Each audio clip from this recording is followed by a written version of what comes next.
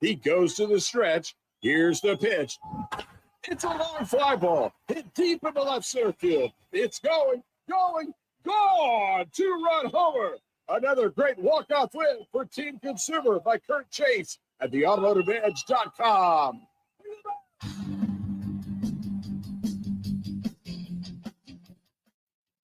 Well, top of the morning. Thanks so much for joining us here on the Automotive Edge Radio Show, the show that helps you with all your automotive needs. Today, whether you're buying, selling, trading, leasing, parts, service, or body shop, we've got you covered.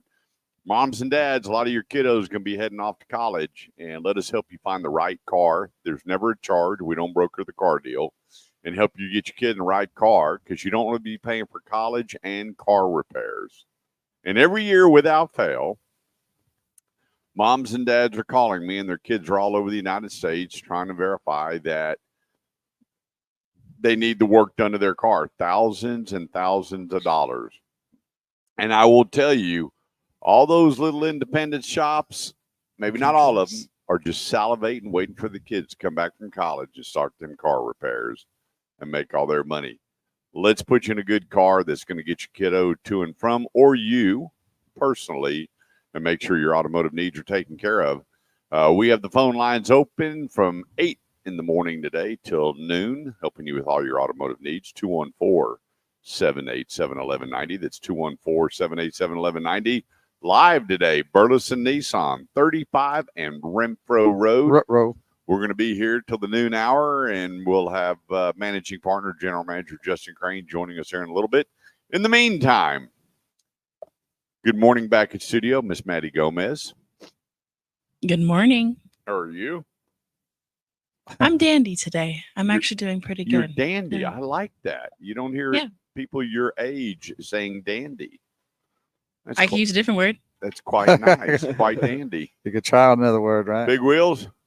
I'm here. I'm having a hard time getting this live on my page here, but I got it on another one. Yeah. You got yours going yet? No. But yeah, we're here down in the Burleson territory. Boy, there's some rain came down this area. We got a ton of it. No, we didn't. We didn't get anything. Graham said we got some. There at about 3 in the morning. Light. Little drizzle with some thunder. Was it little drizzle? I mean, little baby sprinkle with a lot of thunder. You didn't hear the dogs freaking out?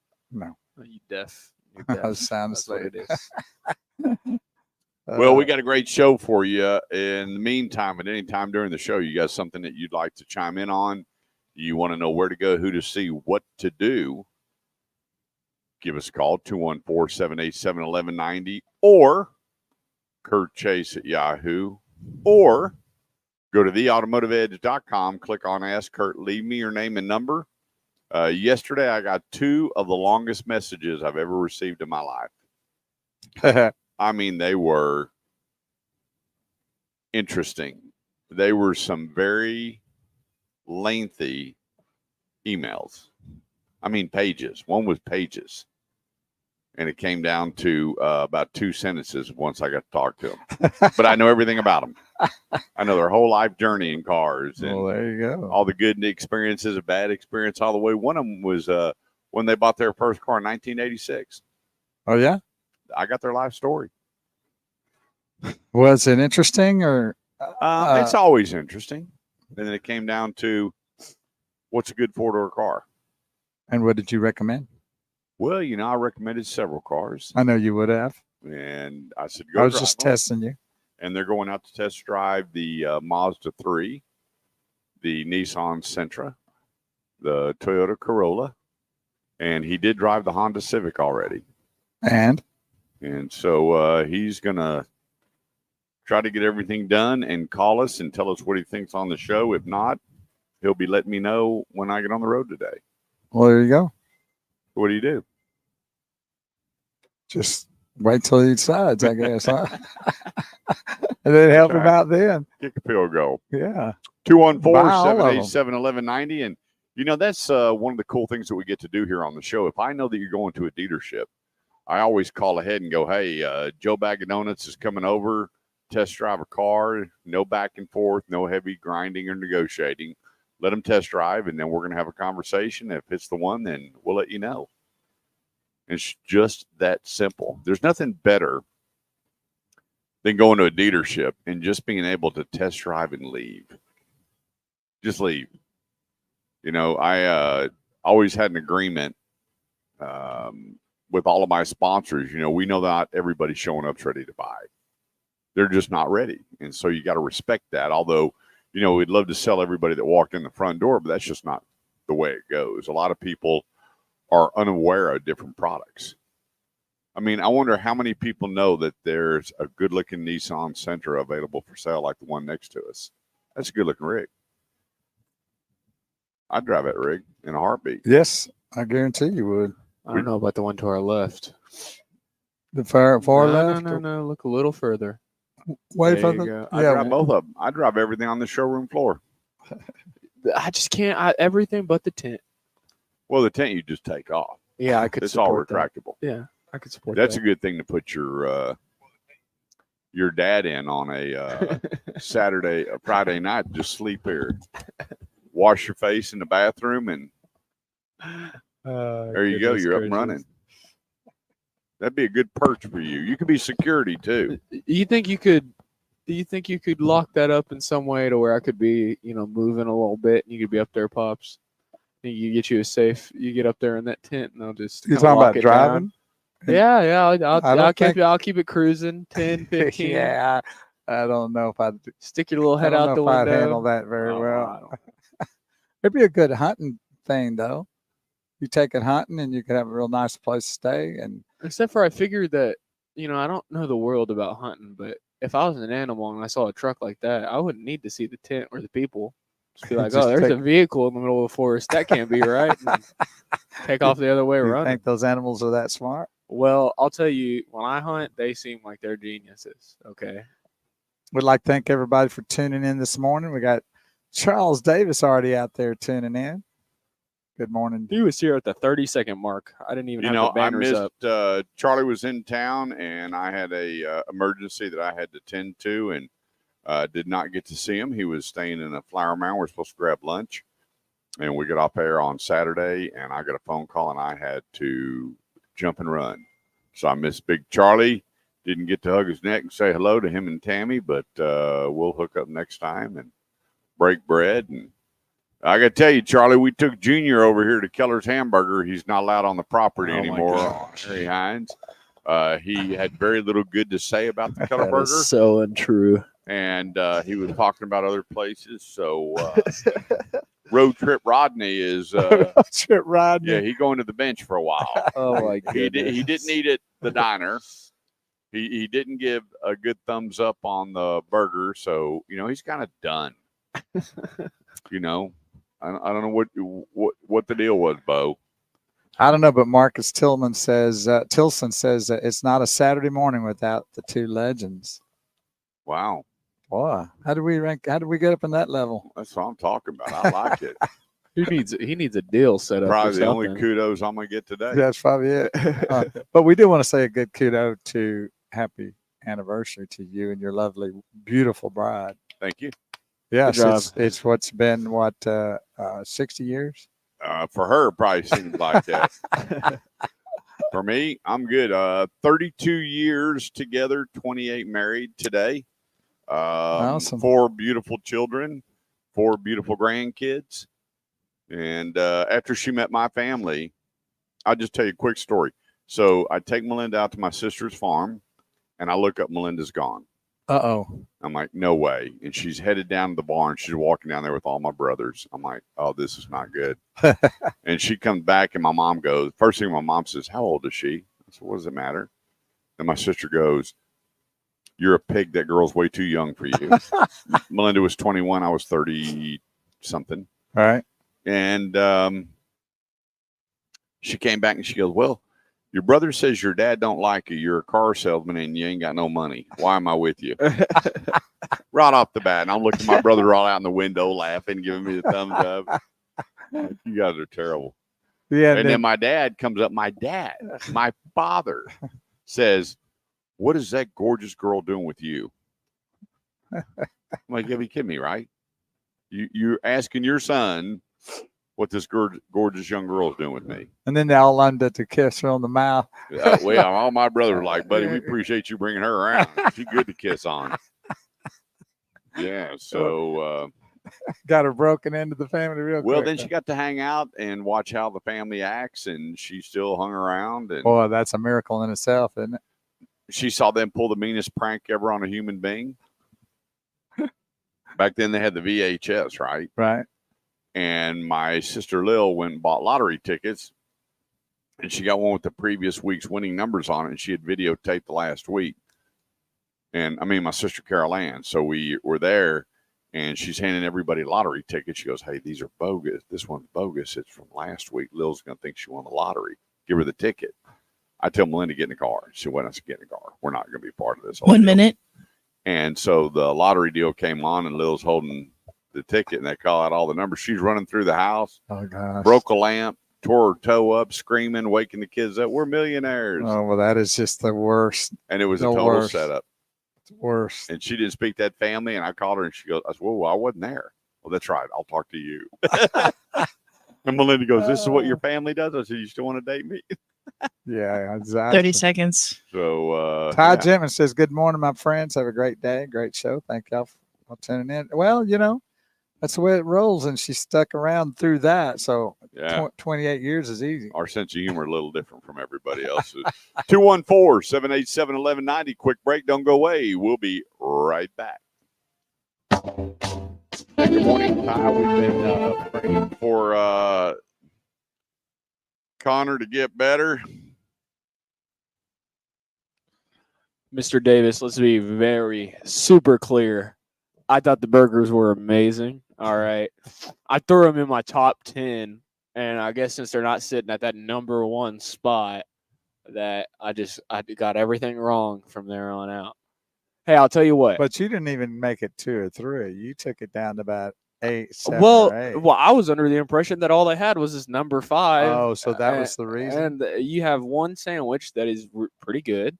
I thought it was a really good sandwich, but I mean, if you give me that sandwich 3 days in a row, I'm not going to be saying the same thing about that sandwich. So, I loved it. I thought it was great, but when they're saying, "Hey, we got this number 5 and it's all we got," then I was like, "Oh, okay. Well, your number 5 is a 7.5 out of 10, so that's what your restaurant is." But well, she did say that was it, wasn't it? she said that was it. She was like, "Well, we got the number 5," and I was like, "Well, I guess I'll take that then." And she said, "Okay."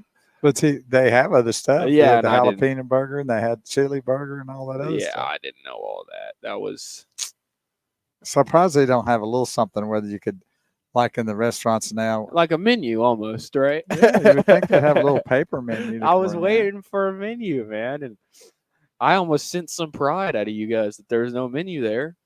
James Garrett says it was Carol Ann. What's he mean by that? That's what I said. It was Carol Ann that did Oh, the yeah. tickets to Lil. Yeah. Yeah, he's blaming Carol Ann. Yep. Bo, what are you doing? You look 20 years younger. Well, I think it's just Kurt looks 20 years older. That's probably what it really is. I've lost a little bit of weight. I've lost about 7 pounds. But trying to hang in there with my attitude. Yeah, you're trying to shape up against me because Yeah, I'm always taking you on these weight adventures, huh? I got Graham Knox Mirabo Carver, who's turned 20 last week, and he's buffed. Yeah, all I do is just I travel the weight scale pretty bad, up and down, side to side, back and forth. Can't stay at one place for a long time. All the way around. Lil pulled it on Carol, he said. Got to turn that volume down. We sound good. Check it out. There is a menu. You liars. You little liars. On the way, the go menu is on the sign above the door, car hops, where they go. Well, we didn't. I told you there was a menu. You said there was no menu. Can I get a backup on this, Mr. Carver? Well, Can I get a please and thank you on this backup? I don't There know. is a menu. I It's don't on know. the front of the building. I said, is there a menu He on the did front say- of the building that I could go look at? I And you think guys he said did say no. that there was one over there in front by the sign. Yeah. He did say that. I guess But then- maybe I'm wrong. Even the Maybe lady I'm goes, wrong. "There's the number 5, and the menu's right there." And she pointed to the front of the building. Now I'm really I starting to didn't hear question. that. I'm questioning where you were when we made this order because buddy, this is how I remember. I've been eating there since 1977. I know exactly Okay, well, how that. I where the ate there menu is. 3 days ago. This is what happened when I was No, you there. didn't. Well, You three ate there days ago. yesterday. here's what we could have. Was it Friday really that we ate there? Was that yesterday? Yeah. Oh well, shoot. Maybe I got everything wrong. So The whole experience here's is twisted the up in my thing. head. He should have told you what would have been on the menu. Yeah, if you know Like everything if about you've the been menu, there that's a lot going, you of should have truth said, to it. "Oh, Graham, they got just a regular cheeseburger," because you just said a while ago they have jalapenos and chili burgers. Yeah, but you But know what you said when I was there? This is number 5. They ain't got no menu. No, I said I get the number 5. I don't use 1 a minute. menu. Oh. I don't. I mean, what else do you want besides the number 5? James Garrett says, "Throw the challenge flag." Yeah. I bring out the guy with the camera. Yeah, it's a number 5 or don't go. I like that. Play to replay.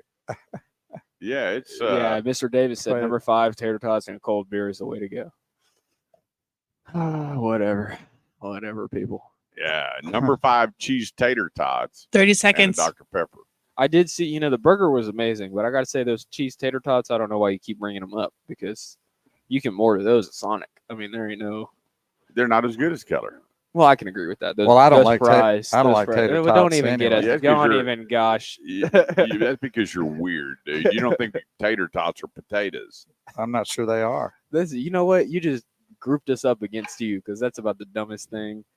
I don't like tater tots, but I like them when they're long. They're different. We talked about it. Even Ralph Paul said something. You know what? Well, Paul said what? But he didn't like tater tots either because of the way they're made. There's something in them. Well, he ain't right neither.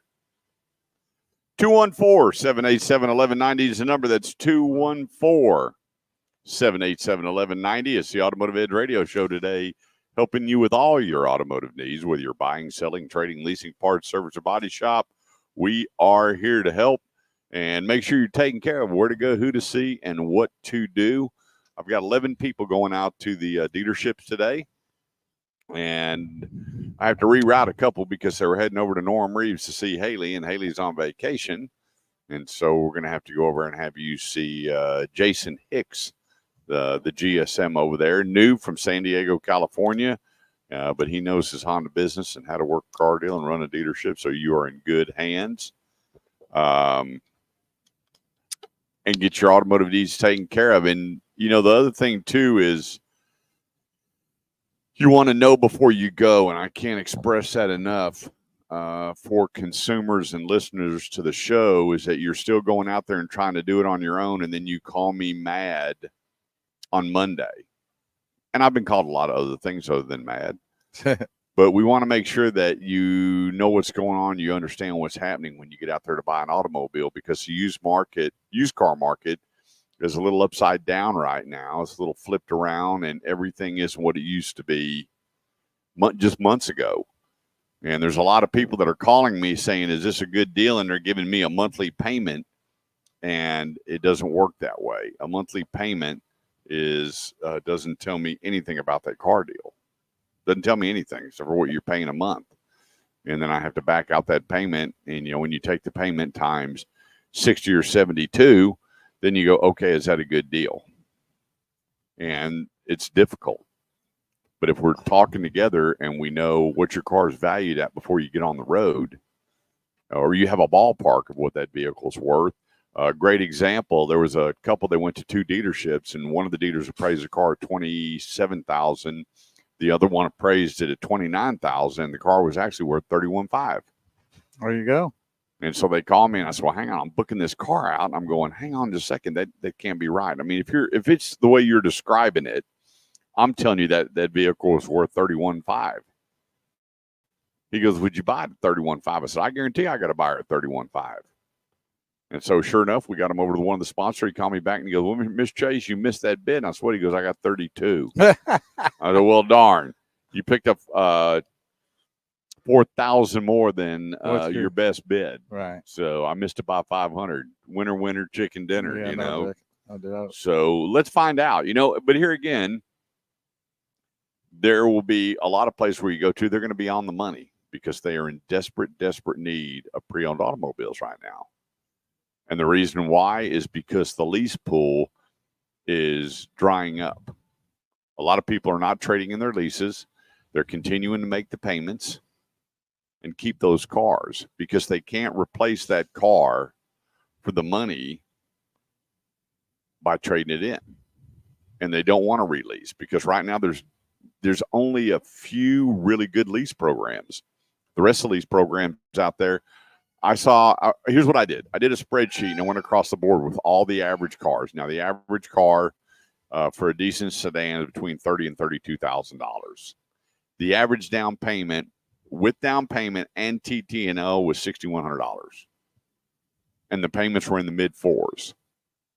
That just tells you right now there's not a lot of good leases out there. Because if you back up 4 years ago, you had 11 leases. I was looking through some of my old records, 11 leases that were under $300 a month with no money down.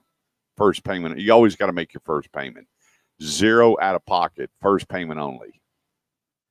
And so times have changed. My big concern is where we're going with the leases right now with the inventory starting to pile up, especially with higher interest rates. We're going to be covering that coming up in the show. But go to theautomotiveedge.com, click on Ask Kurt, and scroll down. There's a trade appraisal form, and fill it out right now. And I'll be checking my emails, and I'll be getting that out because I bid the car, and then I have 3 other guys bid the car, 3 of my dealers. And we all bid the car. And you know what? There's going to be a real common denominator in there because these are the people that really, really want your automobile. They don't want to go to the auction. They want to be able to put their hands on it, touch it, feel it, smell it, look it over, and figure out what the reconditioning costs are going to be, and then put the money in that trade. But there's one thing I want to tell everybody. Quit looking online a week later for what they're selling that car for and getting mad. Stop that. I had a guy call me the other day and go, Kurt, you told me that vehicle was worth $19,000. It was. They got it online for $22,900. So what? That doesn't mean they're going to get $22,900. That's just a retail asking price. Why don't you go back and tell them what the car's worth, what you want to buy it for, and then go sell it for $22,900. It doesn't work that way. That's similar to selling your house, and a month later you go like, oh my gosh, yeah, somebody sold it again for a little more than I sold it for. I had a guy. What are you going to do about it? Number one, and you made the deal. If you were happy with the deal, what difference does it make? Yep. I had a buddy. He's the biggest tightwad in the world. I mean, squeaking when he walks doesn't even describe him. So he bought a house. Who is he? And he made $260,000 on his home sale. Wow. And I said, well, hang on a minute here. He goes, I'm not having this conversation. No, you don't have it when it's in your favor. So you bought this house for this. You sold it for this. You made all that money. Did you tell the person that was buying the house what you paid for it? And he goes, well, no. And he goes, I don't want to have this conversation. Yeah. Only when you don't think it benefits you. Right. So you know what? The old saying, beauty's in the eye of the beholder. Oh, yeah. It's what they want to pay for it. Exactly. It's what somebody is willing to pay for. Well, that's the way it is with art. I mean, people pay millions of dollars for some art painting or something. But a lot of that is tax evasion. I feel like a lot of that is. You think that is not whatever legitimate. they're still paying for, but I wouldn't give you $10. Tax evasion. Where did you come up with that? Because how they write that off? You don't think there's a lot of people that like art and pay millions of dollars for You art? think that people genuinely are paying $20 million for a white canvas and there's no benefit? Seriously. For a white canvas, no. With paint on it, yes. Well, that's what he's meaning. Well, that's what I mean. Is a lot of the abstract art is literally a black line on a white canvas. Beauty in the eye of the beholder. 100%. Beauty in the eye of the IRS. I don't know how they can write that off. 100% disagree. I don't know. Well, I don't know. Look it up. You can't. You can't write off. If you buy it and you decorate your business with it or whatever the case may be, but you buy and then you got to insure it as well. It's not as though you just buy. They just sold that painting for $140 million last month at Sotheby's. $140 million for a painting. Crazy. I feel like and then they you got to figure buy he's got insurance too. maybe not tax evasion, but I feel like they buy a painting for a few $1,000,000, hold it for 10 years, pay an appraiser to come, and then it's worth $100 million all of So a it's sudden. an investment. Well, there you go. Same deal. It's like anything else. Yeah. Cars or houses or whatever else. But the bottom line is that if you're happy with your deal, then move on. Yeah, quit going back and studying. You know, I had a buddy recently sold his vehicle, didn't trade anything, and he just wanted to get rid of it. And he goes, "You're not going to believe this." He said, "What?" And he goes, "That dealer over in Rockwall, they got the thing marked up $6,000 from what I sold it to him for." I went, "Okay." I mean, what am I missing here? And he goes, "You guys, all you guys." I said, "Hang on. You car guys. I told you what that vehicle uh, was worth. You were happy. You put a bunch of coin in your pocket. Now, well, guess what? The dealer wants to too. Right. They got to have their cut in the pie. Exactly. So you got to realize when you traded your car in, I called over. I said, "I'll call you back." I said, he put $1,900 in reconditioning cost in it. Now add $2,000 to what you traded it for. Now how much money is he asking over? Right. So stop with all the whining about what somebody's selling something for. It doesn't matter. No. You know, when we sell That things, doesn't guess even what we mean that- want? We want a profit. But that doesn't even mean, like you said, that they'll even get that. That's what Yeah. they're advertising that their price is. But till you go in and make the deal, How many times you walked in and go, "Hey, I want to pay you sticker"? Yeah. No. Yeah, you're going to negotiate, right? Yeah. You would hope everybody does a little bit. They always say stickers quicker, but you know, not a lot of people pay that. So it's whatever that negotiated price is going to be. So quit getting mad. Be glad. And it's also on different vehicles. That's right. You know, you might have a better bargaining power on one vehicle versus another, depending on how many are available and with the popularity of that vehicle, and a lot of different things. Yep. 214-787-1190. It's the bottom of the hour. Got to take a quick break. We'll be right back. All right. Trying to keep from Sony calling us up. Now, I will agree with Graham that things can get depreciated to write off, but to appreciate would be a different deal. Well, if they I sold, bought this for this and I just lost $1 million, you know, then you're going to write off your losses. Here's the deal about. But you can't write off profit. But how can you? You can't write off markup. Well, how can you write off $1 million? So is it money laundering? No. Tax evasion might be the wrong word, but there's definitely something suspicious. Is Well, it just a laundering scheme? But let me Not a ask, laundering scheme. what is this? The question is, how could they even buy $1 million painting and write it off as a loss? No, if you, let's say you bought a painting for $1 million and then found out that it wasn't real. Oh, well, that's another story. Yeah. It was overvalued for somebody else's benefit. And you found out that, you know, they cooked the books on the price and, you know, they bought it for $1 million, but the actual value was $500,000. But they had some appraiser, you know, we slipped him a little bit of cash. He goes, "Oh, this is $1 million painting." Right. And then you find out later it's only $500,000. Well, Right. you know. But I feel like the appraisal in art is so just out there and Well, otherworldly. it's another. How can you guess. even prove that someone? Because I could buy a piece of artwork. This is how you know the art's value is just completely fake and made up in your brain, and it has no mechanical, like, you know, Value. again, a car. Right, It's there is some real material, tangible yeah, value there. Exactly. It's not just in the eye of the beholder. If the car doesn't move, then I could tell you that the value of the car is declined in my eyes a lot. Yeah, if it because doesn't can't roll, go from A to doesn't B. start. Yeah. But a painting, I could take any painting in the world, pay any price for it, bring it to you and say, "I paid this price for it." You'll have no idea whether that's on bar with what that's worth or too high or too low by looking at it. You'll never know. Well, it's the same principle as music. I mean, you know, you have these. We listened to some of this music this morning around here and going like, "This is just ungodly." It's Except horrible. the deal. But with, it's in the beauty of the holder. That's Yeah, but the what- thing about it is art's a whole different deal because it goes by who signed it, the authenticity of it, the age of it. There's so many other things involved. I'll give you a great example. I saw these guys roll a car out of a barn, roll this thing out. It was destroyed. The inside was eaten up by rats. this thing was a horrible when they rolled this thing out. The tires were ruined, and the guy goes, "I'll give you $1 million cash right now."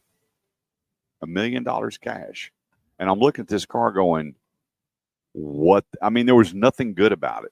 And the restoration on it was $750,000 to restore this car. $750,000. So almost $2 million just to roll that thing out and put it back to its original form. It went across the auction block the other day at $3.9 million. So you just don't know. But when it comes to art, I have a friend that his family lived up north, and they went through, and there was 5 paintings, and he took them and he brought them to a guy, and the guy goes, "Well, they're worth this." Lo and behold, he was smart enough to get a second appraisal, and it was worth all the paintings were $2.8 million versus $48,000.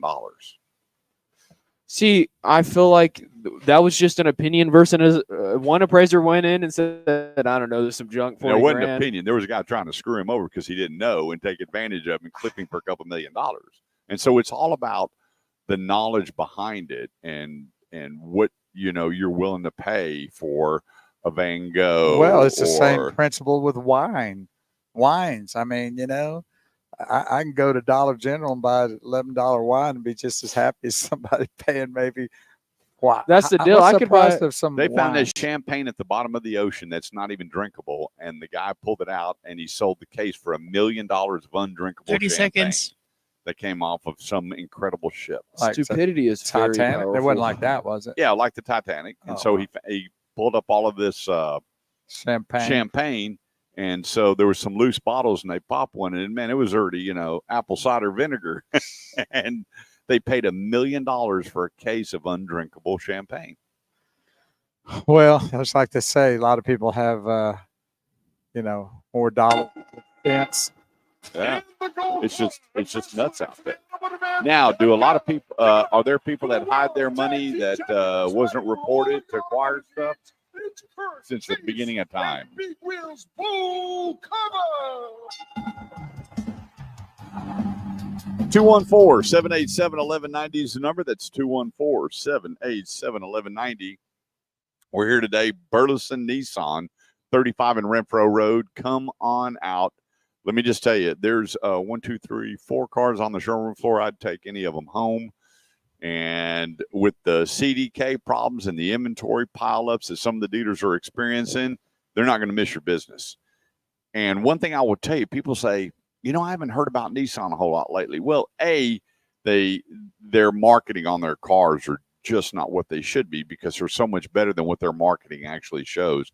They need to fire the marketing company and really let people know about their product, because you've got a brand new 2024 Nissan here in this off gray with tan leather interior, fully loaded, sunroof, cast aluminum wheels, everything you could possibly want on a car for $27,000. And just think, that's the average pre-owned automobile being sold right now. $27,255 is what the average pre-owned automobile is at an interest rate of 7.9 to 9.25. And here you got cars with less than 4% interest rates on a brand new, less than what the average pre-owned automobile is being sold for. The place, Burleson Nissan, 35 in Renfro Road. Come on out and let's see if we can fit Bo in the trunk of a car. That's what we want to do. Can we stuff Bo in a trunk? Are you a player? I think I can get in any of these trunks without a problem. All right, we need to do that. Stuff some money in there with me too, and I'll be a little happier. Stick the junk in the trunk. Let's do that. We're going to see if we can get you. Is that where that came from? That junk in the trunk? Yeah. Somebody guy in the trunk. I wonder if you could fit in the trunk of a Sentra. Would you try? Sure. 214-787-1190. Come on out. We're going to be here till the noon hour. Would love to meet Justin Crane and his staff. Test drive. Spend some time driving. I can't tell you enough. People get so caught up in going online and looking at ratings. Is a 3-star, a 5-star? What are the crash test ratings? All of this other baloney that's out there. And you know what? When they get to the dealership, here's what's funny. One thing that people don't talk about anymore is how many stars the crash test dummy made it through. Nobody talks about that. That was the big thing. You put the crash test dummy, and the crash test dummies are 5'8", Did they have a weight to 'em? 185 pounds. Did they have a weight to them? Yeah. And so they run these things into a wall, and they got all the sensors and everything on them. And then they said they went to 5'9" and then to 5'10". And, they did all these crash tests and everything. And I'm going, nobody talks about that anymore. Nobody goes to the window sticker and say, what kind of gas mileage am I getting? Are the crash dummy sign there? Well, it's a whole different world. You know what the number one thing people are asking about now when they're buying a car? Probably the longevity. Interest rate. Oh, just that? Yeah. What's the interest on this car? Because there's a lot of people, myself, that at one time my credit was so bad I couldn't afford to pay attention. It was bad. And so it's taken me many, many years to get good credit. And I am being punished because of what the federal government has done to us. What is going on in the office, the White House right now, is punishing American people. And they're saying things are great. The border's closed and things are great. And there is no inflation. And it's just all a bunch of don't worry about baloney. that interest. Look at the average interest rate that's out there. So I got the new rates today, and I would just share with you as I go down. And what's funny is only half the rates got published this time. Usually there's 3 pages. A bunch of them don't even want you to know. Here was one. That's a good point. I'm looking at, now these are posted, 0.9 to 14.6% on a brand new car. Look, 14.6%. Holy. Can't make this up. Wow. Here's another one. 0.9 to 14.2%. 6.9 to 11.7%. So their best prime rate is 6.9 to 11.7%. And then you look at some of these other published rates, 4.9 to 8.9, 3.9 to 9.5. These are published rates. 0 to 12.3%. New. I'm going, this is just unbelievable as I go down here. If you just look at this column here, Bo. Yeah. Look at this. 12, 12, 12, 12, 12, 11, 11, 11, 11, 11, 12, 12. And I'm going, that's a lot of money. Every point is $10 a month. Added to the normal payment. Yeah, so you figure that people are paying $100 more a month just in interest. Per month. Do that on 5 years. That's some serious dinero right there. Yeah, $7,000 in additional interest on the vehicle. Ouch. So you need to be paying attention. There's a lot of good rates. Some of it's short term. One thing that you'll always find is that pickup trucks in the great state of Texas always have good interest rates. Always have better interest rates than cars across the board. Those trucks start to pile up, and there's more than a 30-day supply. All of a sudden, bam, you're getting low interest rates. A lot of, you got to realize that for 3 years, it was 0 for 72 months. And now they're talking about coming out. Buddy said he's not going to be surprised if we don't see next year 2.9 for 84 months. Well, it's got to go that way because people it's getting out of hand. It's getting out of reach. To where that, the people have to have a vehicle. I mean, maybe they don't have to have one, but if they're going to live somewhere, have a job and move about, the land, they've got to have something to drive. And so with the pricing and the interest, they got to go out there. They just got to make it where they can afford to pay for it. It's a different world right now when it comes to acquiring an automobile. For me, I ordered a new car, and I talked to the bank, and the guy goes, "Yeah, I got you a really good rate." And I said, "What do you got?" And he goes, 7.25. I want to have a great day. Good. Did you tell him it's a good? Yeah. Who's he kidding, right? I've got something good for you. He goes, "What?" And I went, "Goodbye." And I left. Goodbye. Yeah. Here's a good one for you. Yeah. And so I went to the dealer, and he goes, "Well, we're going to have this, this, and this, and you should be fine." We're looking, which was points less. And I'm going, isn't that amazing that the people that work so hard in their life to try to do so much more with their lives are now being punished across the board? Well, and It's tough. anytime things happen, usually the middle class is the one that suffers. Rich people don't care. I mean, they probably wouldn't even pay interest anyway, unless they just want to write it off. But poor people, they can't even buy anything. It's the middle class that has the capability of buying, but the punishment now is just really severe. Take your time. There are a lot of great programs out there, but we want to go through them and then broaden your horizons on what you're looking at. Nobody builds a bad car. Nobody. Some are worth more. Some hold better appreciation than depreciation. Some of them need a whole lot less maintenance.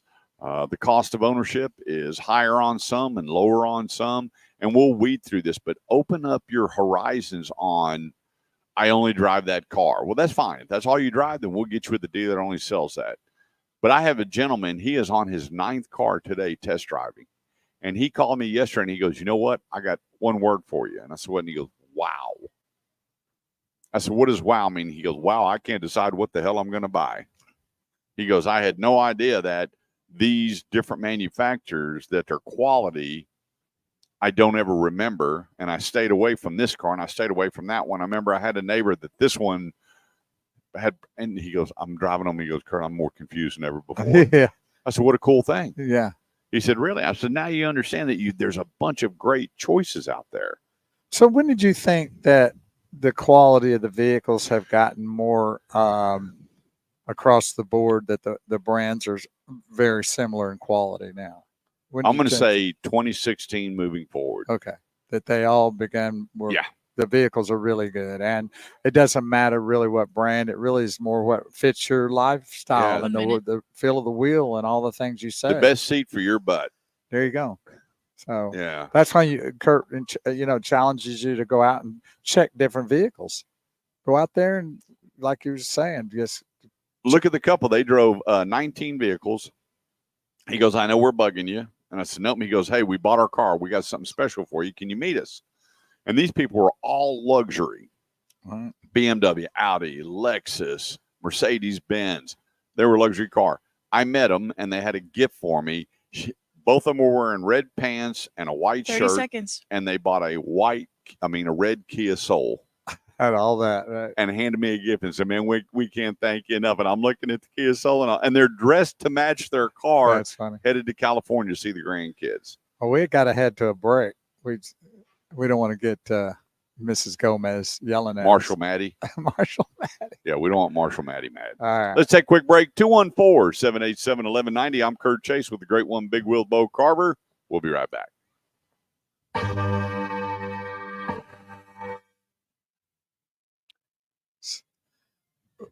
That's definitely a Sony one. Huh? That's definitely a Sony one right there.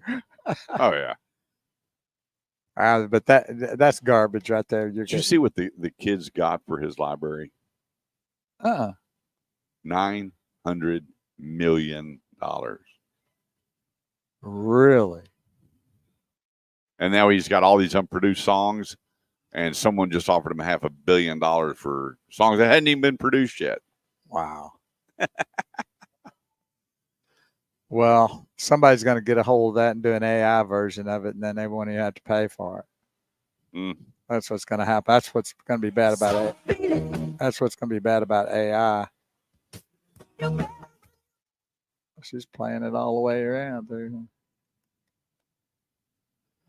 We thank everybody for tuning in with us today. Will Sakala, happy birthday, my brother. Good morning. Happy birthday to you. Happy birthday to you. Happy birthday, little Willie.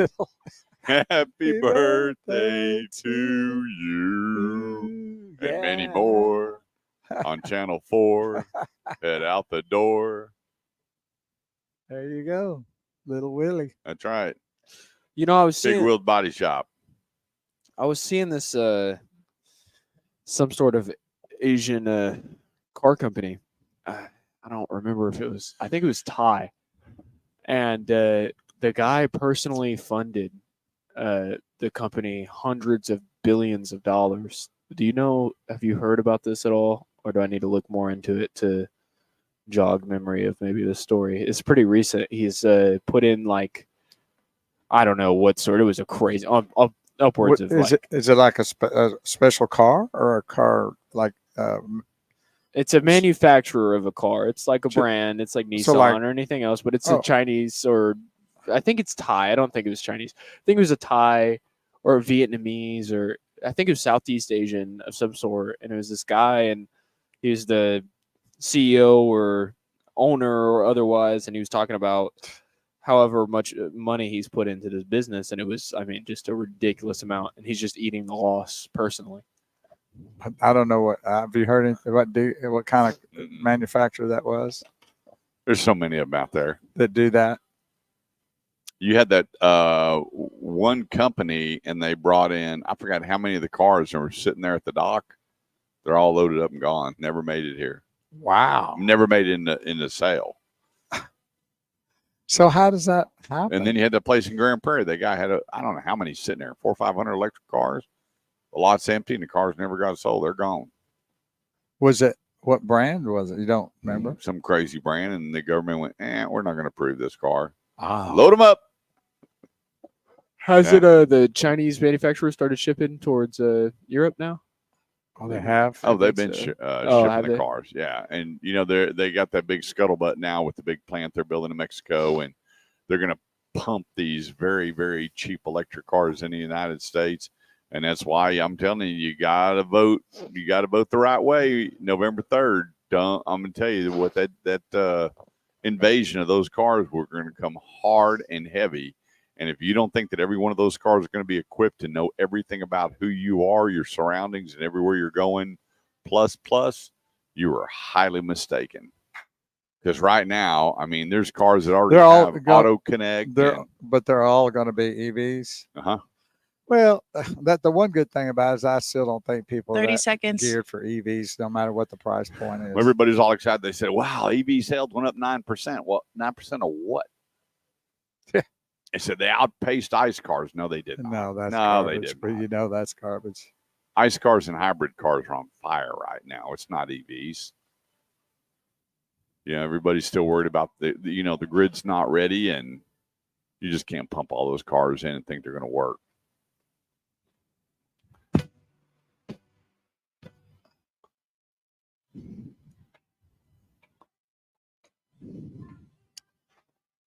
I wonder if Will's ever been sang to on live radio before. Well, probably not, but the mayor said don't quit our day job. Did you really? Yeah. Come on, Mayor. Did he just really say that? Yeah, come on, Mayor. You should love us better than You that. you ain't getting any more food, Cecilia. Will you ain't getting nothing? All right, Nate Smith gave us a big high five sign. There we go. 214-787-1190. This segment of the show is brought to you by 8-time Chevy Dealer of the Year, Eldorado Chevrolet and McKinney, 380 and 75, $14,750 off Chevy Silverado crew cabs. That's no games, no gimmicks, $14,750 off a brand new Chevy Silverado. The only place, Eldorado Chevrolet, 380 and 75. Stop in and see why they are 8-time Chevy Dealer of the Year. They sell a lot of trucks, and they make a lot of people really happy. From hello to congratulations to servicing your automobile. Their follow-up on your service program is second to none. Our family has bought 5 vehicles from that dealership, and Steven and the guys in the back are as good as it gets when it comes to your Chevy needs. The place, EldoradoChevy.com. And Charles Davis said it's November 5th, not the 3rd. Got you. We want to make sure they understand that because it's a very important day. Early voting. Early voting. Yeah, get out and vote. I'm afraid to do early voting. You know what? I always say, I don't care what comes out of somebody's mouth. And they say, well, he doesn't speak presidential. I don't care if he speaks Swahili. I loved it when he was in office. My 401k, my portfolio, interest rates, unemployment, and the border were doing what they were supposed to do. So I don't care.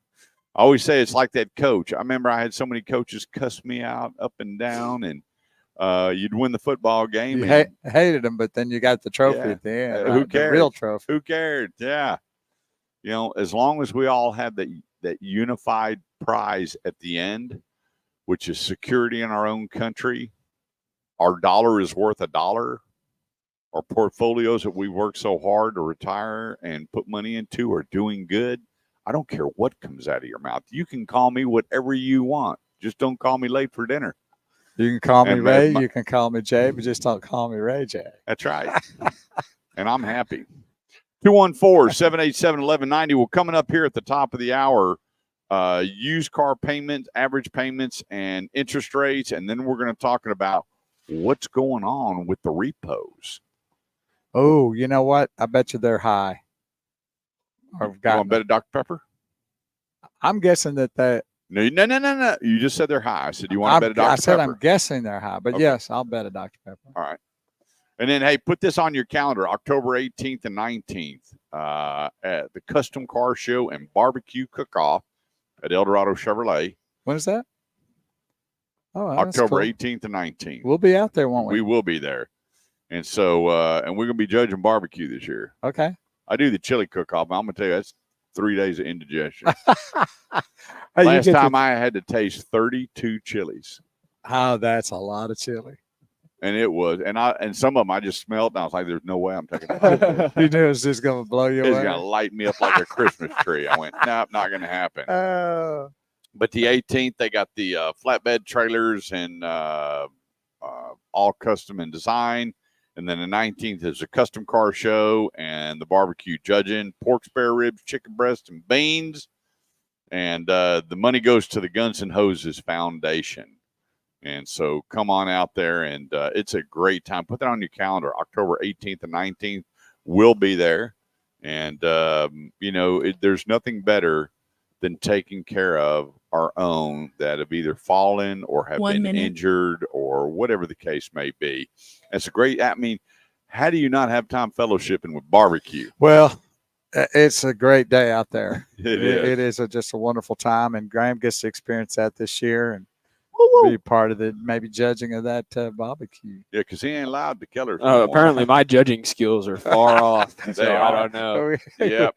We may have to. They're going to have his picture on that sign at Keller's going, "Do not allow." That Buster something. That's right. Oh, let's take a quick break. We get back. We got a whole lot more for you here on the Automotive Edge Radio Show on 1190 KFXR. Live today, Burleson Nissan 35 in Renfro Road. We'll be right back. That's I got my first 6. He's calling. Yeah, give us a call. We sang the Will last year, he said. Yeah, that's what I saw. Well, he's a year older though.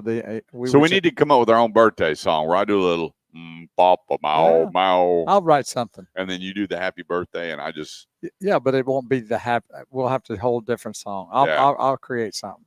Yeah, we'll get Carver involved in that too. Yeah. Little Carver. We'll have little Carver. The Bo and Kurt birthday jingle. I like that. I'll come up with something. Yeah, your part's already done. I like that. What you're going to do there? Okay. And then I'll do something around that. Yeah, whenever your lips stop moving, I'll just go Papa Mao Mao, and then you just keep going. Maybe I'll do a rap version. That I want to hear. Are we doing our 3 things today? The three. Are you? I'm prepared. No, you're not. You said you didn't want to this year. No, I didn't never say Last that. week you said, No, I'm running out didn't. of stuff. I'm getting tired of doing I it. did not say I said it's getting a little harder to, because we covered a while. Dude, whole if month. you would quit watching Mayberry RFD, just a couple of them, you could. Well, do that's this. one of the ones I'd want back. That's why I watch it. Yeah, I'm prepared, but you don't want to do it. That's okay. No, we're good. You got yours too? Come on. I'm always there. Okay. We'll see. And if you notice, I'm still handwriting my show, and I've got all the bringbacks. Bringbacks. Bringbacks. Huh? Nice job. So you kept all of yours, huh? Kept all my what? All the do away with and bringbacks? I always do them. But I erased mine. You erase yours. Yeah, I don't have what I said I don't either. last. This is all new. Oh, okay. That's what I thought you I had. keep a running list. I thought you still had the running list. I'm going, well, that's pretty. Yeah. And if you notice, I print something off, then I handwrite what I want on there. That's nice. Huh? I do. I see that. I handwrite. I do a lot of that. Our show on Tuesday, by the way, we have to tell people about that. Dude, you wait till 5 minutes for the show to write your articles. Well, I did struggle last week of what I want to talk about, but I thought I came. Hey, I one thought of the guy goes. One of the comments we got, he goes, "Hey, what the heck does Bo look like?"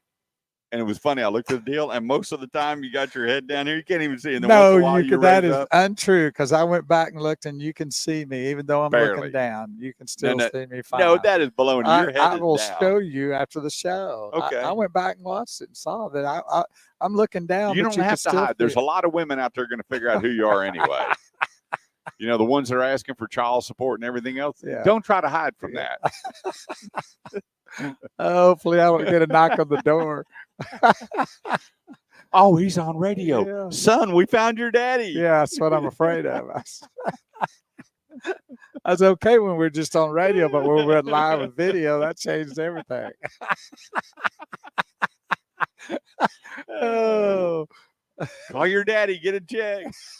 You remember him? I met him at the old top rail. I'll be like Jerry Jones. I met him at the top rail. That's outstanding. Oh, that's funny. Yeah, we did go down memory lane yesterday. Yeah, that was really Old Northwest Highway and Harry Hines. great trip. Great trip. You know, Risa used to work down there. Yeah, she worked. I think it wasn't the Red Lion, but I think it was one like kind of next door to it. There was a place, and I can't remember the name. It was the Mark III. Is that what it was? She worked there. Dwayne McBride used to play there in a band.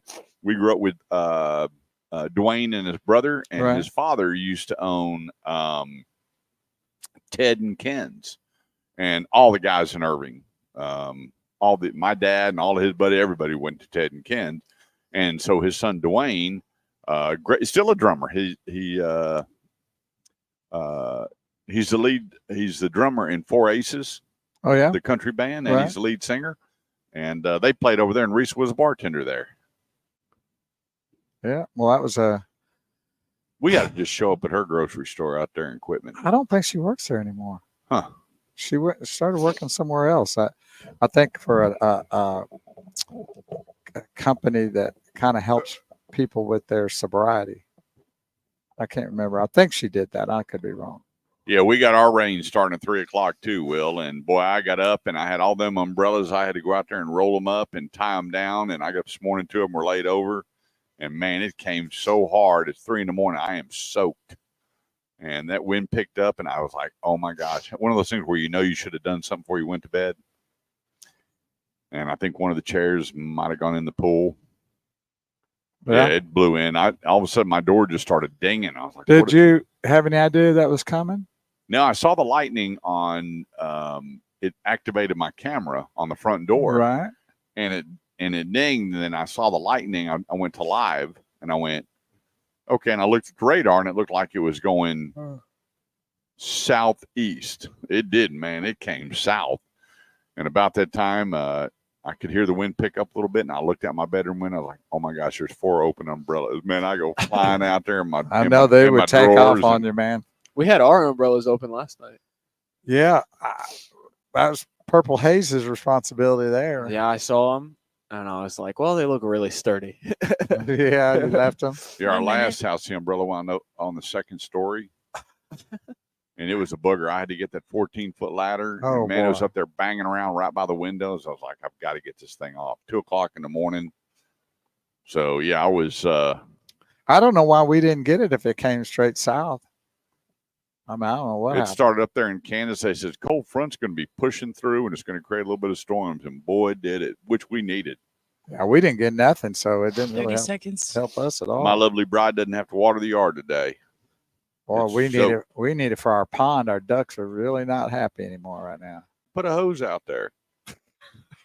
Fill the pond up with my water hose. Yeah. Forget that. Yeah, he thought that pool took a long time. Yeah. Or we could have some foie gras. What? Foie gras. Some duck. Oh. Duck pate, baby. Duck liver. You never had foie gras? No, thank you. Oh, I love it. Welcome to the AutomotiveEdge.com stadium. It's the bottom of the ninth inning with 2 out, man on third, and Team Consumers are behind by 1 run. At the plate for the Consumers is Kurt Chase. The count is full. Joe Bag on the mound, waiting for the side. He goes to the stretch. Here's the pitch. It's a long fly ball, hit deep in the left center field. It's going, gone! 2-run homer. Another great walk-off win for Team Consumer by Kurt Chase at the AutomotiveEdge.com. 214-787-1190 is the number. That's 214-787-1190. It's the Automotive Edge Radio Show today, helping you with all your automotive needs, whether you're buying, selling, trading, leasing, parts, service, or body shop. This segment of the show goes to Driver's Edge Auto Repair, 2-year, 24,000-mile nationwide warranty on all repairs. You don't have to worry about shopping for tires. They got it. They'll match or beat any price. They're at Driver's Edge. And if you got that big ticket item that you don't have the money for, they got financing for you. They don't winterize. They don't summarize. They only do the work needed at the time. And then they will notify you, hey, we looked at your car last month. It's about time to get those brakes replaced, oil changes, whatever the case may be. They're going to keep you alerted. In fact, I just got an alert on my son's car for an oil change.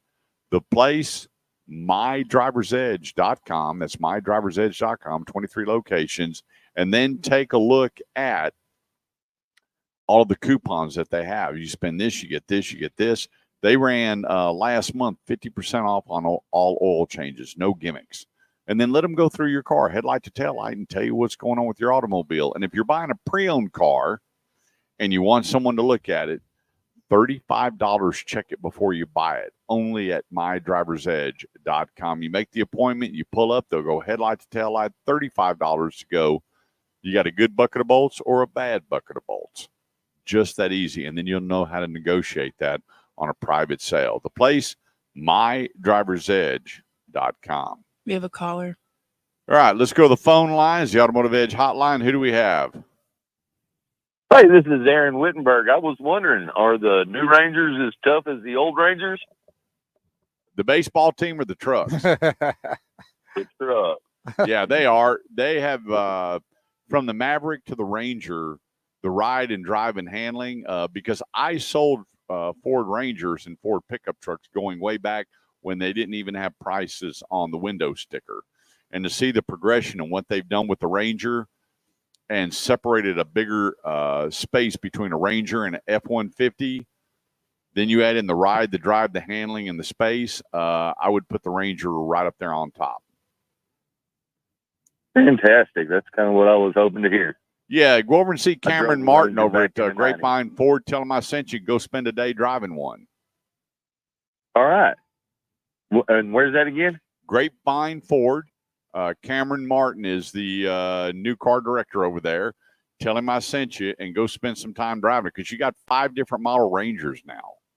And plus you can sit down and order one and customize it and still get the same pricing as if it was in stock. So it's Cameron Martin, Grapevine Ford there on Highway 114. Tell him I sent you and go spend some time just driving, see what you think, and then call us back on the show and tell us what you thought about it. Will do. All right, buddy. Have a great day. Thanks for giving us a call. 214-787-1190. That's 214-787-1190. So here we go. Average used car loan per month. Unbelievable. 69.7 months for pre-owned. What now? Pre-owned. I didn't follow that. What was the? This is the average loan term in months. 69 months for pre-owned. 69 months. That's correct. Yep. So is there a certain age bracket that they would not go 69? You're probably not 5 years or newer. That they would still do 69? Yeah. Well, Below that's probably actually good to hear for me.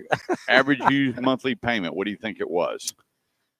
I'm gonna say for 69, probably $350. How about 552? Well, I guess depends on the car too. Well, we're talking about average. Okay, that's average. Yeah. Well, that's still kind of high So the average amount financed for 69 months, and it was still $500 something dollars. Well, here we go. What do you think the average price of a used car that was sold up to last month, finishing out Q2? Average price, I'm gonna say 31,000. Oh, a little high there. 28,166. That wasn't that far So off. if you take 28,166 plus TT&L at 6.25%, add in about $600 for fees, divide that by 72, no interest, and Well, you just lost me. I was almost there. so and then get this. What do you think the average interest rate was on a $28,000 car in Q2 of 2024? 6.5%. Could you read that number, please? No. I ain't reading that number. I see 2 digits over there. 11.5% average. Oh, perfect. So if you look, and then you see Q1 was 11.7, Q2 of 2023 was 11%.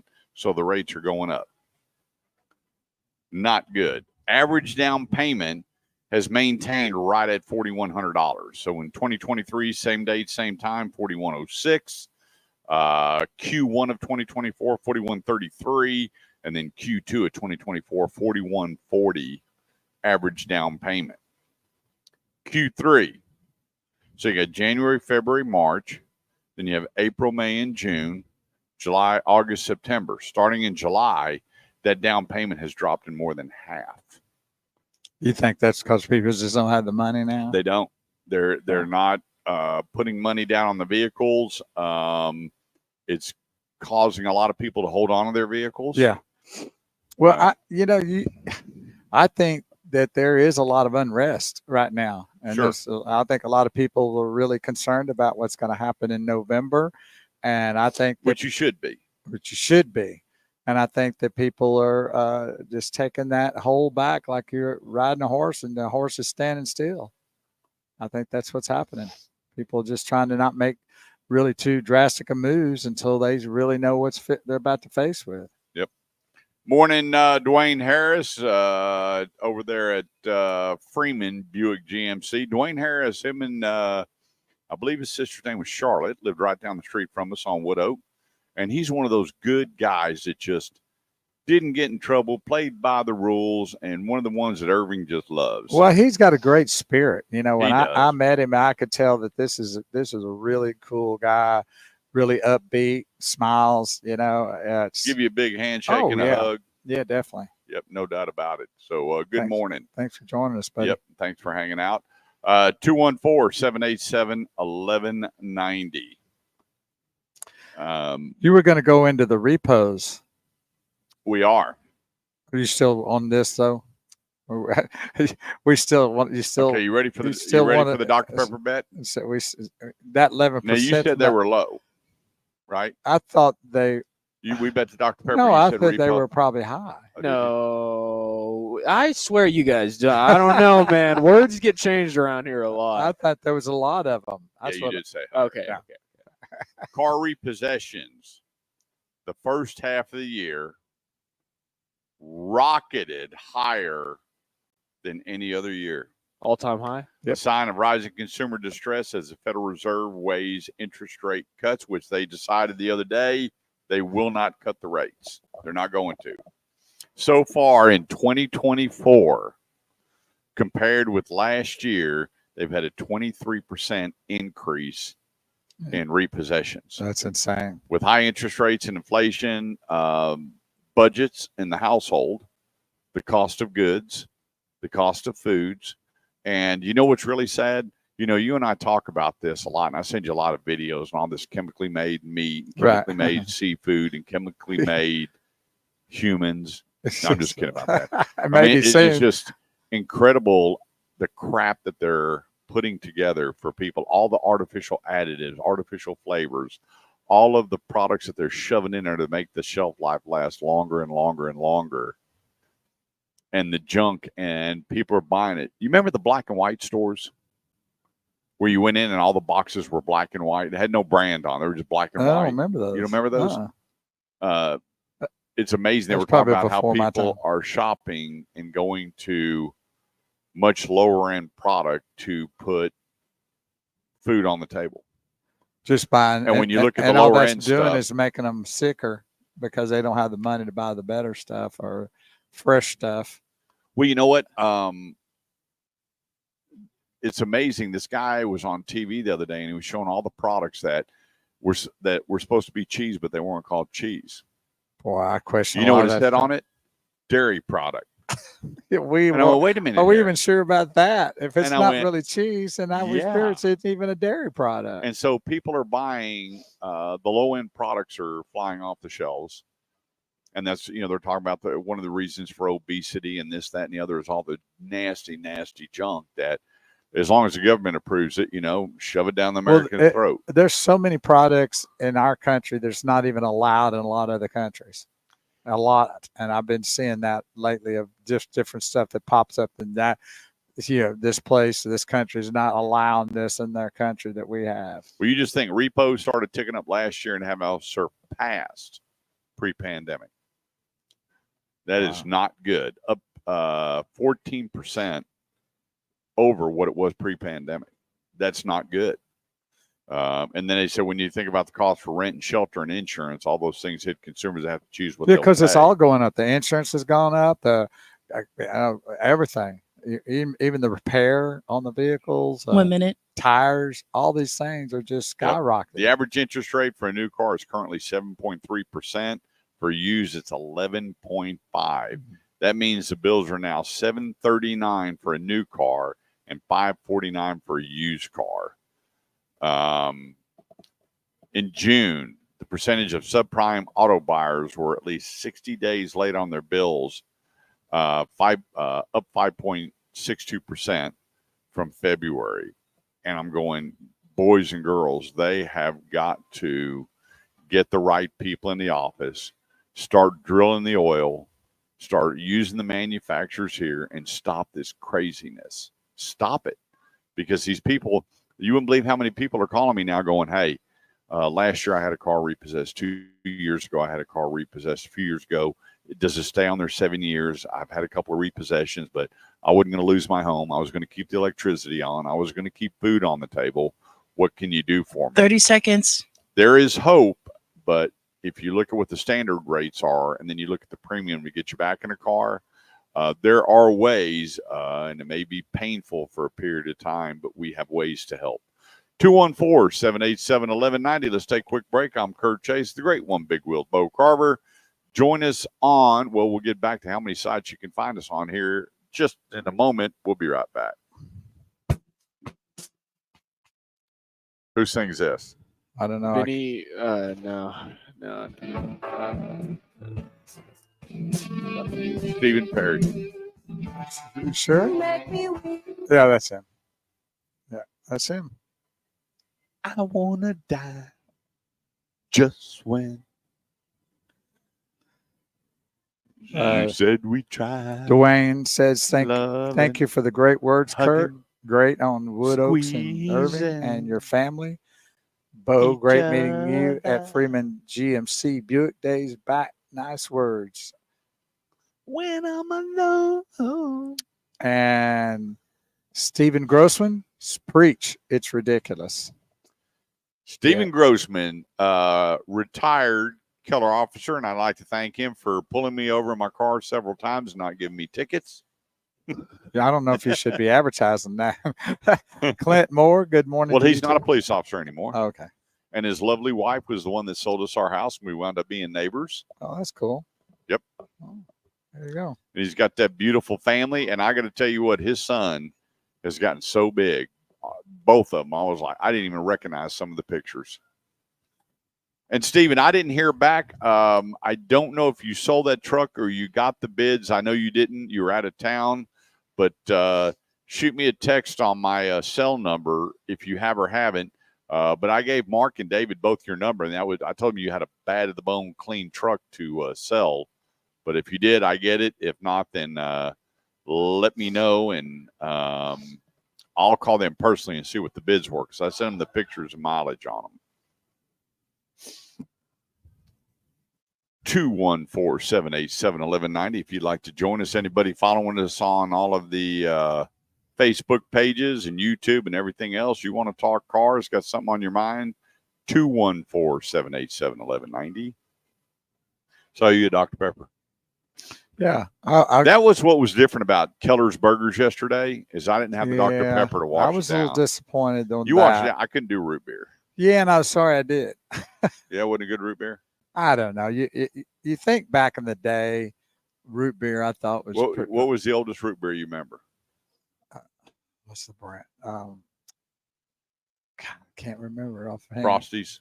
Yeah. But that was mixed with ice cream. No, that was a root beer float. Oh, root beer float. Well, that's still the same thing, isn't it? A float with ice cream. Crazy. God, the other one was barrel of root beer. I'm fixing to go set the car. A barrel of root beer. Man, I don't know if that's the one or not. I can't remember the big brand that I don't know. A&W. I guess that's what it was. A&W. Huh. Yeah. Yeah, but the root beer floats or frosties or whatever you want to call them, those are great. I guess there's something. Frosties are what Wendy's sells. That's a Frosty. So what's the difference? Well, the Frosty is like a ice cream, a custard with whatever flavor. Root beer float is when you take vanilla ice cream and you pour that root beer on it. But you can have it as a shake by mixing Well, that's a shake then. All right. Or a malt. And Well, all you do is put it's in the same as like malt. a Coke float that you just put the ice cream in it. And, okay. Yeah. All right. We'll get it right. Dr. Pepper float. Okay. You ever had that before? Oh, yeah. I like Dr. Pepper's my to go to. It used to be growing up Royal Crown. They're still in existence, I think. Yeah. But it's RC Cola now. Yeah. I like the Royal Crown. I take a little sip and then dump a thing of peanuts in, lean against the old oak tree, and rock and roll. I'm in, baby. 1 minute. That was good days. People did that with Coca-Cola a lot, though. Oh, yeah. Peanuts. Heck yeah. You buy those little small packages of peanuts, cut them, and pour it in the Coke. Yeah. The things that made us happy. That's one of the things we should bring back. Oh, I guess you could still do it, but no, people not doing as much as they used to, for sure. Yep. I may still do it, but back in the day, the teens, that was a thing. If you were a teen, like when I was a teenager, 30 seconds. If you saw a person with drinking a Coke and didn't have peanuts in it, you thought something's wrong with it. Oh, yeah, that was a big deal. And then when you're done, you took that bottle back up and you didn't have to pay a deposit and got you another pop. I know.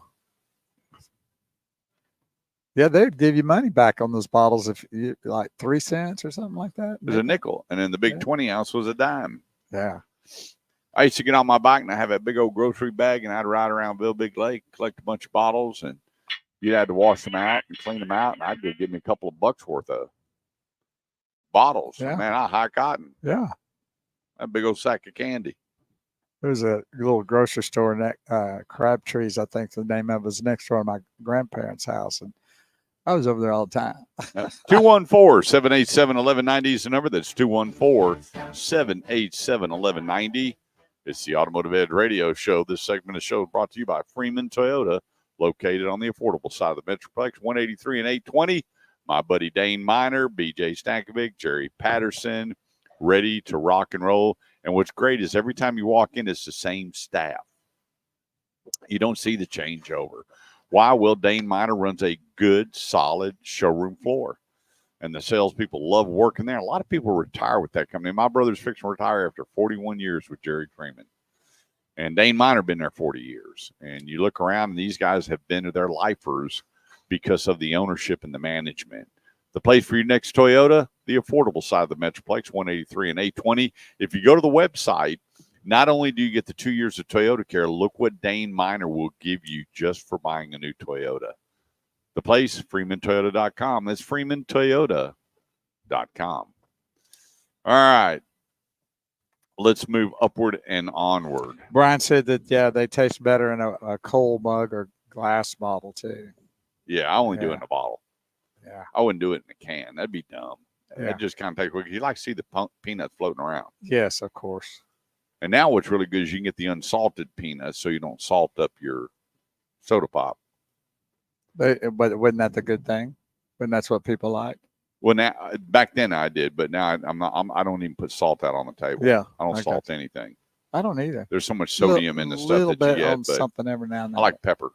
I do too. Keep the pepper out. Yeah, same here. You know, it's funny. What did you call those drinks growing up? I just called them Coke. Soda, I never used the word soda. pop. That either. Yeah, it was always like, you want a Coke? Yeah, I want a Dr. Yeah, I'll take a Dr. That's Pepper. a Southern thing, and then they call it whatever you were And talking your about soda was earlier. generic. But if you asked for a soda, 9 times out of 10 they gave you a Coke. But No, you didn't. You never asked for a Those soda terms were not We used did in growing up. from New York. No, you're in Texas. You'd walk in and say, "Hey, I need a soda." When I was growing up in and Beaumont, the number one that they handed you was always a Coca-Cola. but Then you growing had up- to specify. when we were growing up, we always said, "You want a Coke?" Yeah, I'll take a Dr. Pepper. I mean, it was always Yeah, that's how Up I've north, always. it's a pop. And so when you walk in the pizza place, I'll take a slice and a pop. It's similar to when I worked for Pitney Bowes for several years, and people always called copiers Xeroxes because that was the original. Hey, we use Xerox for this. I always say, Yeah, and when I got in Carver, where's the it's- Xerox? Yes, said, would you make a copy for me? Hey, Xerox this for me. That's right. He didn't maybe even own a Xerox. Yeah. He might have something, another So brand. did you never said, "Let me have a soda"? I've always you- said Coke. Everyone around me has Yeah. always You were said brand Coke. specific. No, not brand specific. Coke is soda. Coke was the word Coke for is not soda. Coca-Cola. Like What I'm saying, Xerox I or know. copy. Time out, y'all are missing it. Well, if you just say, you're saying, "Hand me a Coke," that would be Coca-Cola. No, No, it would be soda. But I The- would never ever walk into a room. Y'all and realize say, how dumb this is sounding? but that's the way it this was. is so growing Okay, up. so when you said, let me have a Coke," what they hand you? they'd Oh, hand well- you. They'd say, "Which Coke? What Coke do you want? We've got Dr Pepper. We've got Coca-Cola. We've got Sprite. We've got." I'm not even going to go there. That is like That's the dumbest true, thing I've though. ever heard. Yeah, I that's mean, I'd like that's to how have all my I friends need are. a Coke, but let me have a Dr. Pepper Coke. Really? well, if you went to a restaurant, then you would say, "I want a Dr. Pepper," or whatever you wanted. But around the household, you know, you'd say, "Hey, would you mind grabbing me a Coke?" And if you just had Dr. Pepper, If whatever, my buddy wants a soda, he's gonna say, "Hey, bud, grab me a Coke if you don't mind." yeah, exactly. I say, "Okay, we got this in the fridge." That's what I would say. So if you, somebody says, I want a Coke, y'all have different flavors. you would go like, "Okay, Oh, you boy. want a Coke or you want a There Dr. is something Pepper?" really, really bad You about this want- conversation. Really, really true. bad. I never heard the word soda until later on in Yeah. life. When we say, "Grab me a soda," then they would say, Hold up. "What do you want?" Hold up, Mr. Davis said made a lot of money collecting empty Coke bottles and returning them to the store. We can end this once and for all. Were the Coke bottles only Coca-Cola bottles, or were they Dr. Pepper bottles, Yeah. Coca-Cola bottles, whatever other bottles were floating around at the time? And he says soda water, so you know he's got that Yeah. inclination to call it soda. But I bet he was referring to every single brand Soda of soda. water. Yeah, I I'm never just heard telling that you, I term. have never heard it. We'd always say, "Hey, do you want a soda?" Yeah, which one? 7-Up, RC Cola, Dr. Pepper. We never said, If my "Do you mom want a Coke?" was going to go Oh, to a yeah, burger but place, no, she would say, make it. "I'm Dr. going to go Pepper. to this ABC burger place. You want a Coke with that?" I'd say, "Yeah, just bring me a Dr. Pepper." Mr. I mean, Davis says that's they the- were all brands. Yeah, He said but he Coke. called her Coke. Wow. You just watched it unfold in real life. No, I did not watch anything. Oh, go read these comments. It's perfect. Yeah, Perfect example. It's got to be But a I'm Carver just saying thing. that. No, I don't it's know. a Southern thing. It's like what people. Oh, used it's to a say. Southern thing. Yeah, it is. It is. Look up See, a You map. adopted all that nonsense from Oh, the it'll North. map out sodas for You you? actually, you can look up a map of where people say soda, pop, Coke, all that stuff. In Y'all in the brought South, all they call it y'all Coke. brought all that nonsense from the Northeast. Yeah, soda is not a Southern term. No one calls it soda down here. I don't know who gave you that boy. idea. No. Oh boy. And he's what, 20 years old? Yeah. Okay. 214-787-1190. That's 214-787-1190. What about calling it pop? Now, if you Okay. call it pop, I know you're from the North. I know. Yeah, I never heard that term either. Soda is like questionable. like- Because it was short for soda pop when they had soda fountains. then they had soda pop. Okay. Yeah. Wow. You find that funny, right? I don't. It's I've funny never to heard me. those terms. You can tell they're both Carvers. 214-787-1190 is the number. Here's another great reason why you should be out looking at cars if it's in your wheelhouse. The SARS, which is the sales annual adjusted rate, they were hoping this year, and it still could, that it was going to be 2 to 16.4 million vehicles sold. With the big problem with the CDK, which was the software that put a bunch of dealers on hold, they've dropped it a bunch down to about 15.5. And then they were really hoping that this last week that the feds were going to come in and go, okay, we're going to shave some points. They said, why can't we fire him? Well, you can't fire the head of the Fed. It's not a presidential appointed position. The feds come out and decide what the rates are going to be. Now, I guess they could be pressured by different parts of the financial institutions to go, okay, hey, we better do this. I don't know why they're doing it, and they're talking about all this inflation and everything else. There's too many people being punished because here's the problem. They're printing money. They're wasting money. They're blowing all of our money. The federal government is. Just go to pork spending 2023, federal pork spending 2023, and the people sitting up there, the 535, should be ashamed of themselves with how much money that they wasted. Totally wasted and blew of our money. Our money. My whole thing was, how many of those 535 people will give us their checkbook and let us manage their money? Probably zero, but they're in control of 330 million people's money. 1 minute.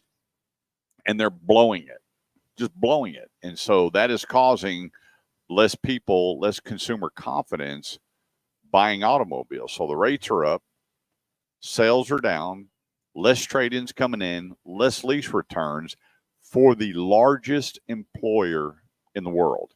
But, we can fix it. We're less than 95 days away, and we can fix all this. If you vote 30 seconds the right way, not just what's being said, and we'll all be okay. 214-787-1190 is the number. That's 214-787-1190. Quick break. We'll be right back.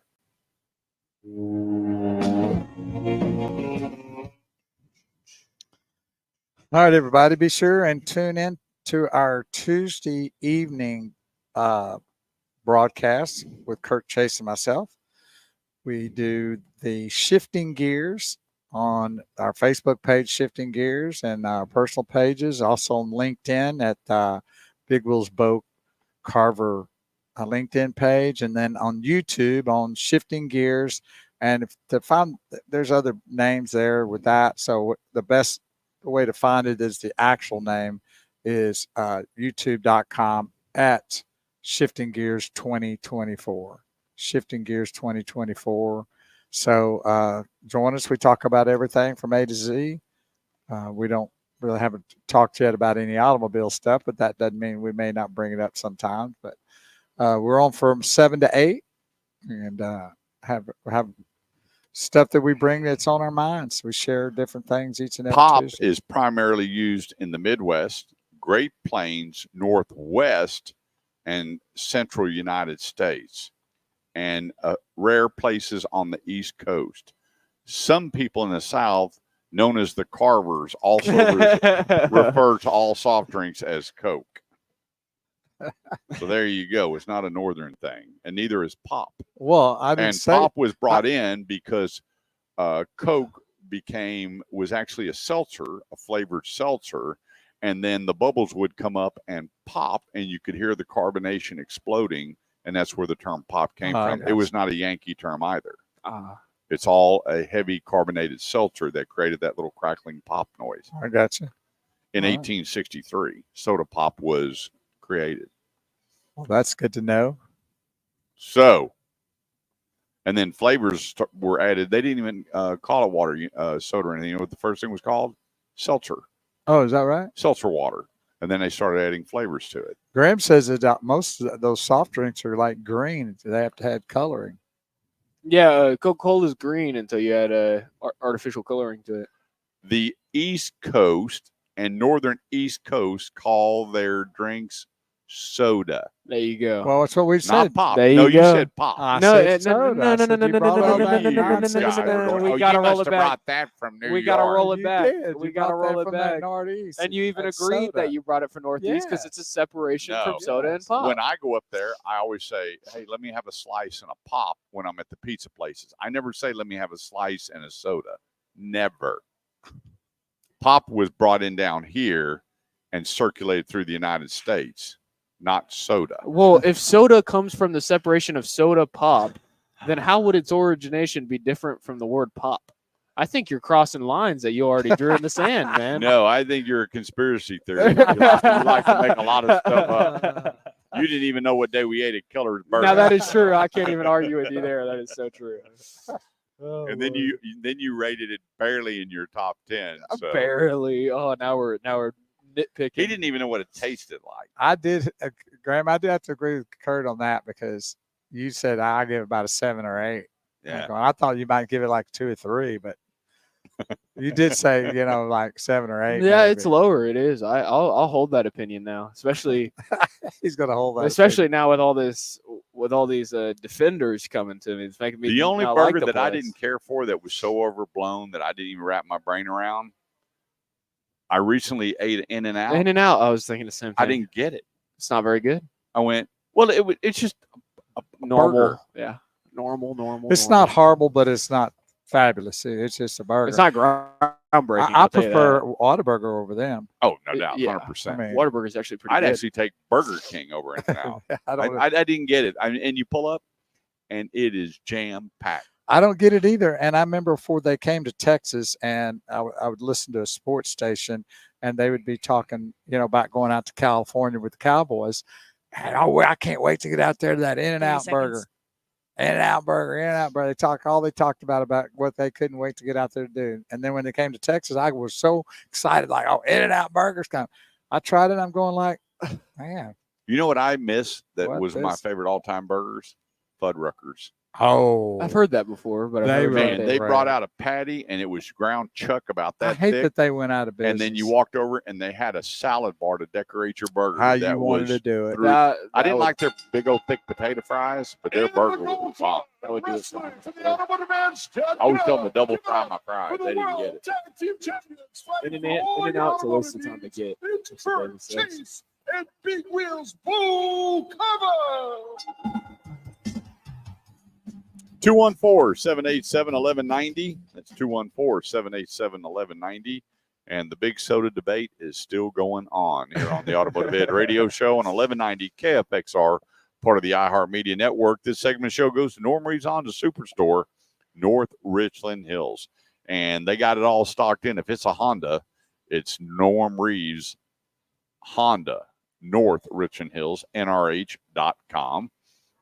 And see my buddy, Jason Hicks, General Sales Manager. Let him know the Automotive Edge sent you. And they have the new Honda Prologue. So if you're an electrified kind of person, the new Honda Prologue is available for delivery. And they've got them stacked up out there and ready to go. They've got one on the showroom floor. It's going to be a little toasty out there for you to enjoy some air conditioning. But from the Civic to the Honda, and I ran several Honda dealerships for many, many, many years. And I got to tell you, my customer satisfaction index through the roof, cost of ownership through the roof, resale was fantastic. But then it's got to come down to the 3 Ps: people, process, and then the product. The place for your next new Honda, Norm Reeves Honda Superstore, NRH.com. And be sure to let them know you're listening to the Automotive Edge Radio Show. That's Norm Reeves Honda Superstore, NRH.com. So winners and losers for the last month, there's a lot of people that their numbers were up. One thing I'm really glad to see is how Lincoln is growing. They're up 23%. And when you look at their Corsair and the Nautilus, the Navigator, they have got a great line of products. And it was amazing that you'd get in a Lincoln and go, man, this thing drives like Cadillac. and still to this day. And I don't know that you can get a better sound system, which I'm really big on the sound system, and a drive for a luxury brand than you can the Lincoln. And my buddy David Klett at Grapevine Lincoln will help you out with that. Acura is down. I don't know why. I still think Acura is one of the best luxury brand vehicles out there. I think Acura and Audi really compete more against each other than the luxury brands, because you get in an Audi, you know, which is just an incredible torque ratio vehicle. The amount of torque that Audi delivers is absolutely incredible. Well, the same thing when you get into a MDX and you go to the A-Spec on the Acura. I mean, that thing will get and go. So you open it up, you got all the luxury features, a good-looking ride, drive, handling, and then you've got the resale and the cost of ownership, and it's all at one place. Highly Acura Fort Worth. Go out there and see my buddy David Gomez and experience the MDX, the RDX, the Integra. Take a look at the A-Spec, in which you can get with a little bit more performance. Their new luxury ZDX electric vehicle is available and on the market. I took it out and drove it. Don't buy the one that I drove, though. Anyway, that's highlyacura.com. American Honda up 12%, doing really well across the board. Genesis up, Hyundai up, which your Genesis is your luxury brand Hyundai. Mazda up 13%. One thing I want to tell everybody, a lot of people call me and say, hey, Kurt, what do you think about SUVs and where should I start? And I said, okay, is it for you? It's just me and my wife and a child or two children. I said, have you driven the Mazda CX-5? Mazda. You realize Mazda for since inception here in the United States, a lot of people, older guys like myself, we think Mazda, we think rotary engines. They were the first and only rotary engine out there, even on their motorcycles. You remember what was that rotor engine? What did that mean? It was a rotary engine. It almost looked like something that belonged on an airplane, and it was designed, the rotary, the gear system in that vehicle, turn like that, like an airplane to make motor? that thing drive and handle and quiet, with acceleration, with horsepower, Wow. and hardly any problems. In fact, there was a motorcycle called the Hercules Wankel, and the Hercules Wankel had a rotary motor on it. Wow. Tried, true, and proven. Everybody goes, what happened? Well, next thing you know, you had fuel injection, then you went to direct fuel injection, then you went to EFMI. Everything became computer controlled. Things just changed. Is rotary motor ever coming back? There's all this scuttlebutt again here, whether it is or not. But the technology that Mazda had was in all the Ford Rangers. You had the V2200. Their motors and transmissions was in the Ford Rangers. Now let's fast forward to 2024. You realize Toyota bought part of Mazda. Mazda got a little chunk of Toyota. Why? Just think, Toyota, one of the top selling brands in the world. Why would they need Mazda? Because of their technology. And go see my buddy Tommy up at El Dorado Mazda. Drive that new CX-90. I'm telling you, if you want to take a nice family vacation, take in the new CX-90. I like everything about it. And I drove that thing, opened it up, took the seats out. I did everything I could to pick that thing apart, and liked 100% of the new CX-90 Tommy Melton at El Dorado Mazda up there in McKinney. Art Naismith says he's on 2 different rotary powered Mazdas. He said they were great driving cars. Oh, they were. Everybody. He said no one can fix them though. Yeah, well, was that a problem? Well, not then. You had the dealers that serviced them, but nobody works on rotary motors anymore. Oh, okay, they don't know how. So everything now is, plug and go. You plug into the OBD2 center, you get your report, and then directly, kind of where to go. But it's the computerized X-ray. Yeah, of course. Taking a look at it. Let's see here. Subaru America up 5.5%. They've jumped up same time last year, 50 units, 50,000 up to 51. Lexus up 12.5%. That new Lexus ES350 TX, their third row vehicle, outstanding because they put a third row in an SUV that has space, not for little people. Big people can get in the third row and sit comfortably. Toyota Motor up 11%. And then you got, for whatever reason, 7 automakers that chose not to report in the month of July. And I think the big reason is the CDK. They punished a lot of sales because their software was down. They couldn't do anything. A lot of stuff was handwritten on ledgers and then added to the computer once they could get up. and running. And I know this for a fact because my lovely wife put in incredible hours as a warranty administrator to get everything put back in the system. And halfway through the month, they were still doing June and July. And so I'm sure that was one of the big reasons where a bunch of people don't want to show poor performance, although it had nothing to do with the cars. It had everything to do with their software and just getting behind the 8-ball. 214-787-1190. That's 214-787-1190. The number one front runner in all of this in 2024 that is really going to separate itself from everything else is not going to be an electric, is not going to be all ICE, and it's not going to be diesel. You know what it is? Hydrogen? Hybrid technology. Hybrid technology is rocking. If you look at the Camry, from this point on, you can only get a Camry in hybrid. Right now on the Hondas, you got your EXL, which is your top of the line with leather. You can only get in a hybrid. It won't be long where, Honda will be all hybrid. If I'm a betting man, I'm betting you Dr. Pepper, it's going to be all hybrid. And that's going to be the movement where you have a hybrid system that's regenerative. Once you hit the brakes, the generator kicks on and starts charging up the system. So if you run out of gasoline, you'll have so much distance that you can go on the electrical. So these aren't the plug-in style hybrids. No, they're not hybrid EVs. They're hybrid ICE. Now, does it also kick into more of a battery operated when you're like cruising down the highway? Well, when you're letting off the gas, let's say you're on cruise control, you're going downhill instead of uphill, you'll see the color on the dash, depending on what is usually go from green to blue, which means blues mean the system's charging. But does that mean at some point in time, when you're driving, that you're not using the gas, you're just using the yeah, it'll electric? show you. It'll indicate that the hybrid system is taking over. Okay, that's what and you're going hybrid. You're using a blend of. Okay, it's more of a blend. Yep. Okay. So that's going to be the big push. It's not going to be 15 electrification. seconds. If we get the right person in as president of the United States, all of this wasted Green New Deal and mandate electric, blah, blah, blah. We're going to turn it back over to you, the people. You get to decide what you want to drive. And if you're buying it, they're building it. If you're not buying it, they're not building it. Same thing with the store. If they're not buying it, they take it off the shelves. That's the American way.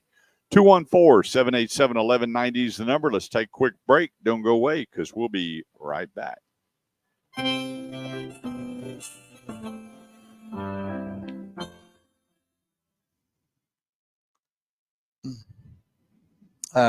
Ralph Paul says it's not soda, it's called pop. And he's from Ohio. Yeah. Well, that explains that, doesn't it? Yep, that's about all I need to hear on that front. No. Wow. That's it, right there. That's pretty shallow, guys. That's Pretty all shallow. we need to hear. Oh, if they're not from Texas, then, they're naming it wrong. It is. They are. I Well, bet, everybody, y'all I bet live both of y'all would like to have dinner with Kamala Harris, too. I would. As a matter of fact, I would. I got a few things I'd like to tell her. First of all, she ain't black, and I'd like to tell her that. Like, come on, stop it. She is. Is she? Yeah. Just her dad's black. Okay. Well, look at her skin. It's a pretty Her good. dad's Jamaican and her mom's Asian. Right. Okay. Or Indian, I'm sorry. Indian. Correct. Yeah. I'd like for her to speak to me with tell me what today means. What? I don't get. Well, whatever. That's funny. Okay. Okie dokie, Smokey. So you got the grandkiddos coming today? Mm-hmm. How many? Probably 3. I think 3's coming. Yeah, there's 3. I cannot believe that your granddaughter is 5'7", 5'8", and she's in 8th grade. And just gorgeous as the day is long. Yeah, that's wow. Yeah.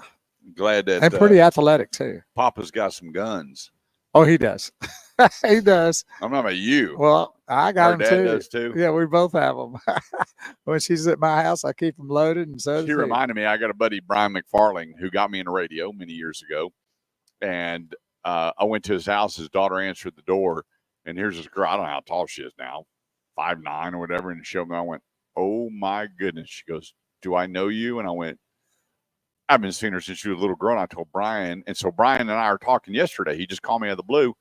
And he goes, yeah, I'm taking my daughter to Texas Tech. And I was like, oh my, she's already at Tech. Oh, wow. That ought to shock And he goes, you. yeah, and for some reason, this boy is following her to Tech. And I'm like, I bet he is. I mean, just absolutely gorgeous. Yeah. And then your granddaughter, we saw her at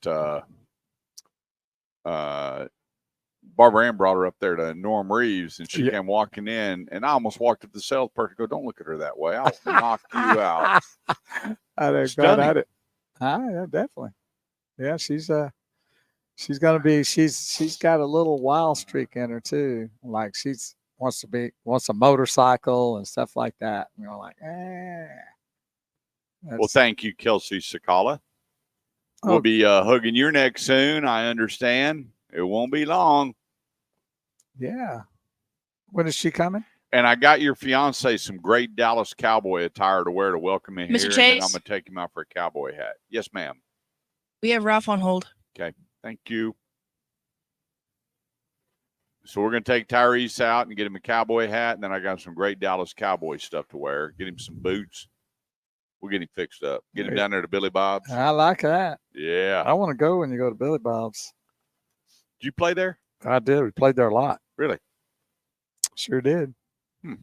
Now they have a Billy Bob's in Dallas, don't they? They had a Gillies down there. Oh, Gillies, that's right. Yeah. I don't know if it's still there or not. I don't hear much out of it. Yeah. They were doing a lot of private stuff there. Like it really wasn't. I think for a while they tried to do it like kind of like an event venue or something. Yeah, I think it could be kind of got more like that after a while. I don't even know if it's even still there anymore. Can you look and see if Gillies in Dallas is still around? Spell that for me. Gilly apostrophe EYS. It's EYS. Yeah, when Gillies first opened in Pasadena, I was there. Private event and concert venue in Dallas, Texas. Yeah. Still live and rocking. There you go. It actually looks pretty cool. Yeah, it's a pretty cool place. I've never been in, but a lot of people told me it's a pretty cool place. Never been down there. I've been in the original Gillies. Maybe that's where we should have an anniversary party down there, like a radio anniversary party. Who's paying for that? Yeah. We'll raise the money. I do a GoFundMe. GoFundMe account. But when I want to throw a party, we're going to do a GoFundMe. Help us out. We want to, we might get, if we brought in a really top-ended band, we could. Kelsey goes, how funny, because he also bought some Eagle gear for you. Eagles. Yeah. Boy, I don't get it. That hurts you more than it does the Steelers, doesn't it? Well, my son and Tyrese are going to get along because he got those stupid Eagle stickers on his car. I know. And a dumb Jalen Hurts blanket. I walked in to wake him up. You couldn't wait to get him out of the house, could you? And I saw Jalen Hurts blanket, and I went, get up. Now I gotta ask, does that mean your son is cuddling with a picture of a man, or does it just say like his name on it? Because if it's like a whole picture of the dude, I mean, I would be a little concerned. Hey man, that's just a picture of the guy. You were really ready to get him out with that stuff, weren't you? My big concern wasn't getting him out. It's just that I thought I was going to hear this rumble from the heavens where God allowed my dad to come down and just slap the crap out of him. I was more concerned about a hole showing up in my house and this archangel holding my father over my son while he just slapped him. I was concerned about that more than Gotcha. It's funny. We got Ralph on the line, remember? Oh, I died over here. Mrs. Chase said his girlfriend gave him the blanket. Yes, she did. She's a sweetheart. Our Lily. 214-787-1190 is the number. That's 214-787-1190. Here today, live, Burleson Nissan, 35 and Renfro Road. Come on out. Big Wheels will wash your car, take you for a test drive, and we're going to see if we can stuff him in the trunk of a Sentra. That's right. What more do you want from a show host? That's perfect. What more could you ask? You are and I'm willing. Team player. I'd like to be that. Have you always been a team player?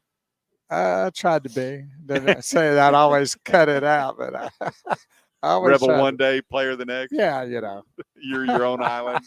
Exactly. It's just true. Too good. Hey, this next segment brought to Big Wheel Body Shop. My buddy Will Sakala family owned and operated. And I got to tell you, I walked through the shop the other day, and they actually told me I could have the job sanding down a garbage truck. That's not what Will told me. What did he tell you? They would get, like they do in the Gong Show with the cane. They were about ready to get one of those big canes and pull you out of there. Don't forget we have Ralph line. Yeah. The mass comic coming out. Well, hey, if you got that 3/4 ton or bigger, the place, bigwheeledbodyshop.com, 3/4 ton or bigger. The 18-wheelers, the buses, the oil rigs, the box trucks, your hot shot vehicles, your big trailer. The place, bigwheeledbodyshop.com. Let's go to the Automotive Edge hotline and join our good buddy, Ralph Paul. How are you this morning, buddy? Absolutely wonderful. How you gentlemen doing? Well, Good, you good. missed the big Keller's Burger yesterday. I thought you were coming with us, but you bailed on us. Well, I went to go see He had to go surgeon see his over there surgeon. in, Oh, okay. Dallas. All right. Well, we could have That was a taken little you there more and then important. gone to Keller's afterwards. That's right. Ralph Paul, the owner of Your CBD Store, Keller.com. That's Your CBD Store, Keller.com. They're also there live, brick and mortar on Main Street. I went by the other day and hung out for about an hour with Ralph until the customer showed up, and then I skedaddled out the back door. How is business and what's new at Your CBD Store in Keller? Well, business is just booming. It's so grateful helping people, and we have a brand new product, and it's called a libido boost, and it's for him and her. It's a tropical citrus, fast-acting vegan gummies, so it really helps with performance, stamina, sensation, stress, mood, and blood flow. So it's a brand new product, and we just got them in. So guys like me, we're supposed to take one a day. Is that a gummy, did you say? Yeah. Okay. Yes, sir. A libido boost. So it's for both sexes also, for men and women. Well, that's cool. You're So going to we're start gonna hearing see how this commercials works. now. I'll let you know. How you doing and your libido? How's your libido? My libido is doing just fine with my Coke. If you go to yourcbdstorekeller.com, you'll find out all the new products. And the big thing, Ralph, is it's always great to sell, but it's better to educate before the sale. Exactly. We had one of your listeners drive all the way from Frisco last week, and we were able to spend probably a good hour with them and educate them on different products and so forth. And then we ship for free. But if you could at least talk to us, communicate with us, visit us, or by phone, we'd be happy to educate you and then start the journey. Yeah, good CBD, which theirs is tried, true, and proven. Dr. Ferrari back in Florida. I mean, they have it down. You don't want to spend good money on bad CBD and then encompass everybody in it, or buy something from your CBD store in Keller that you weren't educated on and go, okay, it's all bad. It didn't work. And that's where that conversation is paramount, Ralph, to find out their height, their weight, what their problems are. And it's not like you're going to design the right product each and every time, but if it doesn't work, they bring it back and let's go to product number 2. No questions asked. Absolutely. Absolutely. It is a journey, and one shoe doesn't fit all. So Well, we pride ourselves in finding the right combination for people. Well, if you go to a doctor, they're going to prescribe something that is going to work for you, or they think is going to work. So it's the same deal. They have the dialogue with the doctor, but if you have dialogue with Ralph and the crew there, 1 minute, you're going to get that same information of what may work for you and lead them in the right direction. Absolutely. Absolutely. The new libido, Okay. new seltzers, island time, just chilling. If you want to sleep good, if you want to be alert, you want to lose weight, you want to feel better, good lotions, collagen, bath bombs. I can go on and on and on, but it comes down to the place. That's your CBD store, Keller.com. Talk to Ralph and Chrissy and 30 Hannah seconds. and the whole gang, and let them know you're listening to the Automotive Edge radio show. Ralph, we appreciate it. We got to run. It's top of the hour, and I'll see you here in a bit. You got it, gentlemen. Keep up the good work. I really enjoy listening to you. You And betcha. where I grew up, it was called pop. Oh, right. goodness Saw that. gracious. Got it. Your CBD store, Keller.com, the best of the best. Quick break. We'll be right back. Miss Chase said that somebody's girlfriend got them a blanket and that he didn't buy it himself. So I guess I can't make fun of that too much. If a But girlfriend buys it, but then you're it's- doing better than me. But 'cause it's a still woman. it's still Eagles. I could give a crap about the team stuff. I mean, none of those teams care for you. Why do you care for them? Well, Cowboys don't care for me. You can see that they've been like for the last 25 Yeah, years. I spent 12 years caring for the Cowboys. All they did was throw me out back with the well water. So So I my don't know. son, which I've always hoped for, could see the Cowboys team like we've seen in the past. It'll never happen. I mean, we saw them in the 60s were great.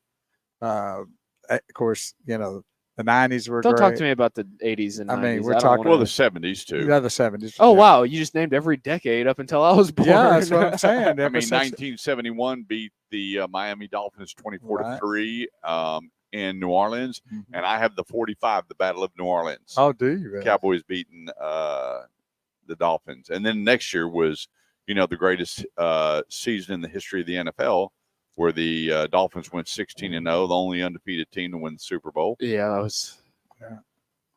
another sensational team that I'll never get to see. And that was it. And then here comes Dan Marino, one of the greatest quarterbacks of all time, and could never win the Super Bowl, along with Jim Kelly and Fran Tarkington. Well, and Jim Dan Kelly Fowle. was there like 3 times in a row. Oh. 2 times with the Cowboys, wasn't it? Yeah, a couple back to times back. they were ahead and came back and got their brains beat in. Yeah. It's And never. I think the one of the Super Bowls, Cowboys scored 52 points. Yeah, that was tough. Yeah, but he's never experienced that. Probably never will. That's why he's not. He's just not that huge fan like we've been. In the past. Yeah. But it's getting tougher. I don't even know what's going on. And the Cowboys were tangible. You could walk up. I remember I walked into a Tom Thumb and Bob Lilly was doing a book signing. He was just sitting there by himself. Yeah, about like, that. How the heck do y'all not know who this guy is? And I said, hey, Mr. Lilly. And he goes, you can call me Bob. I know it's Mr. Lilly. Kurt Chase, how are you? And we sat there and I go, you mind if I have a seat? And he goes, please do. I sat there with that man for almost an hour and a half, just talking. That's cool. Huh? And a few people came up, took a break. Hey, yeah, signed a book, for him. And him and I just talked. And I told him how I became. I mean, it was one of the best conversations I've ever had in my life. It felt great, didn't it? Oh. Talking to somebody like that. Oh, and he was just like you and I talking. Mm-hmm. Now you got money, you got to make donations, you got to pay for. I'm like, baloney. Cal Ripken Jr.'s like that. I drove him a few times when he'd come into town and go play at the Rangers field, and he didn't want a limo. No, he wanted a van. Really? Yeah, he didn't. He just wanted a van for some reason. I mean, he wasn't carrying anything, but I guess one of the reasons he liked the van is the seat was pretty close, and he'd lean up in the seat and just talk. Really? Yeah, I mean, almost like that while it's a little bit in front, and he just lean up and talk, and he just was a great guy, man. I mean, it was kind Were of. you allowed to ask for autographs when you had those people in your vehicle? I could, but I never did. Yeah, I would. I can imagine being a driver going, "Hey, can I get your signature?" Yeah, I mean, I kind of wish at times I would have now, but because I met a lot of crazy people. I mean, John Travolta drove Dolly Parton for 8 hours one day around. A lot of big time names. She talk with you? Oh yeah, she was right in the back seat most of the time, and it was a small, compact, small Like town car? Yeah. Actually, it was a small limo. They had like 6-pack limos that were small, not the big long ones, and they were right there, right behind you. And she had 2 backup singers, and her manager was with them. And so when I picked them up at the airport, I took them to the funeral, and then at the funeral, they got in the car and they started singing in the back seat. Wow. They were warming up because they were going to sing at the wake 1 minute. or whatever they call them after the funeral. You Yeah. know, the place where you go. Now they went to this big place, took them there, and great people, man. Drove them around Dallas all over the place. She's beautiful too, by the way. Yeah. Oh yeah. And her sisters are too. Yeah. I saw the deal where her and her sisters all get together. Good looking family. Yeah. She, you know, I don't know if you remember her being on the Porter Wagner show. Oh, sure. She was young then, had that big pile of hair. They just showed Dolly World flooded. I know. And a couple days later, they're up and running. I got that place set up for runoff. Probably got it cleaned out. Got ready to go. Dolly World. Are we going to do our 3 things this next time or segment? When do you want to do that? When do you want to do it? I don't know. I'm asking you. You're the hoss. The hoss. Hoss Cartwright. Hoss. You the hoss. Oh, God, that's what that lady. Welcome to the AutomotiveEdge.com Stadium. It's the bottom of the 9th inning with 2 out. I'm going to get my cowboy hat. Third, and Team Consumers are behind by 1 run. At the plate for the Consumers is Kurt Chase. The count is full. Joe Bag on the mound, waiting for the sign. He goes to the stretch. Here's the pitch.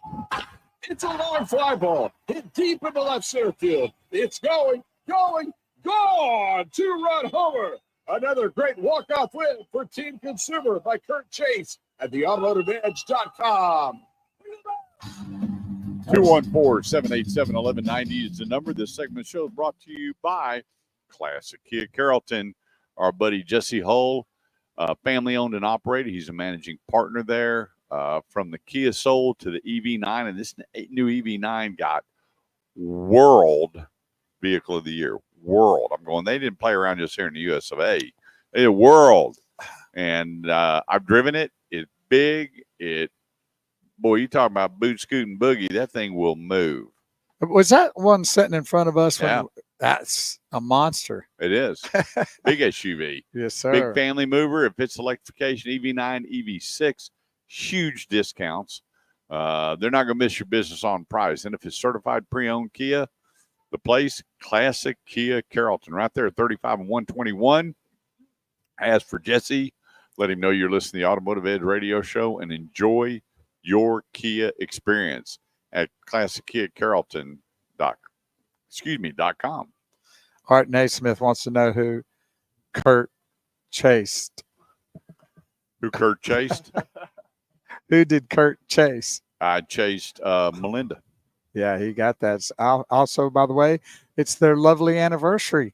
So if y'all want to, give a call to the great Kurt Chase and wish he and Melinda a happy anniversary. Yep.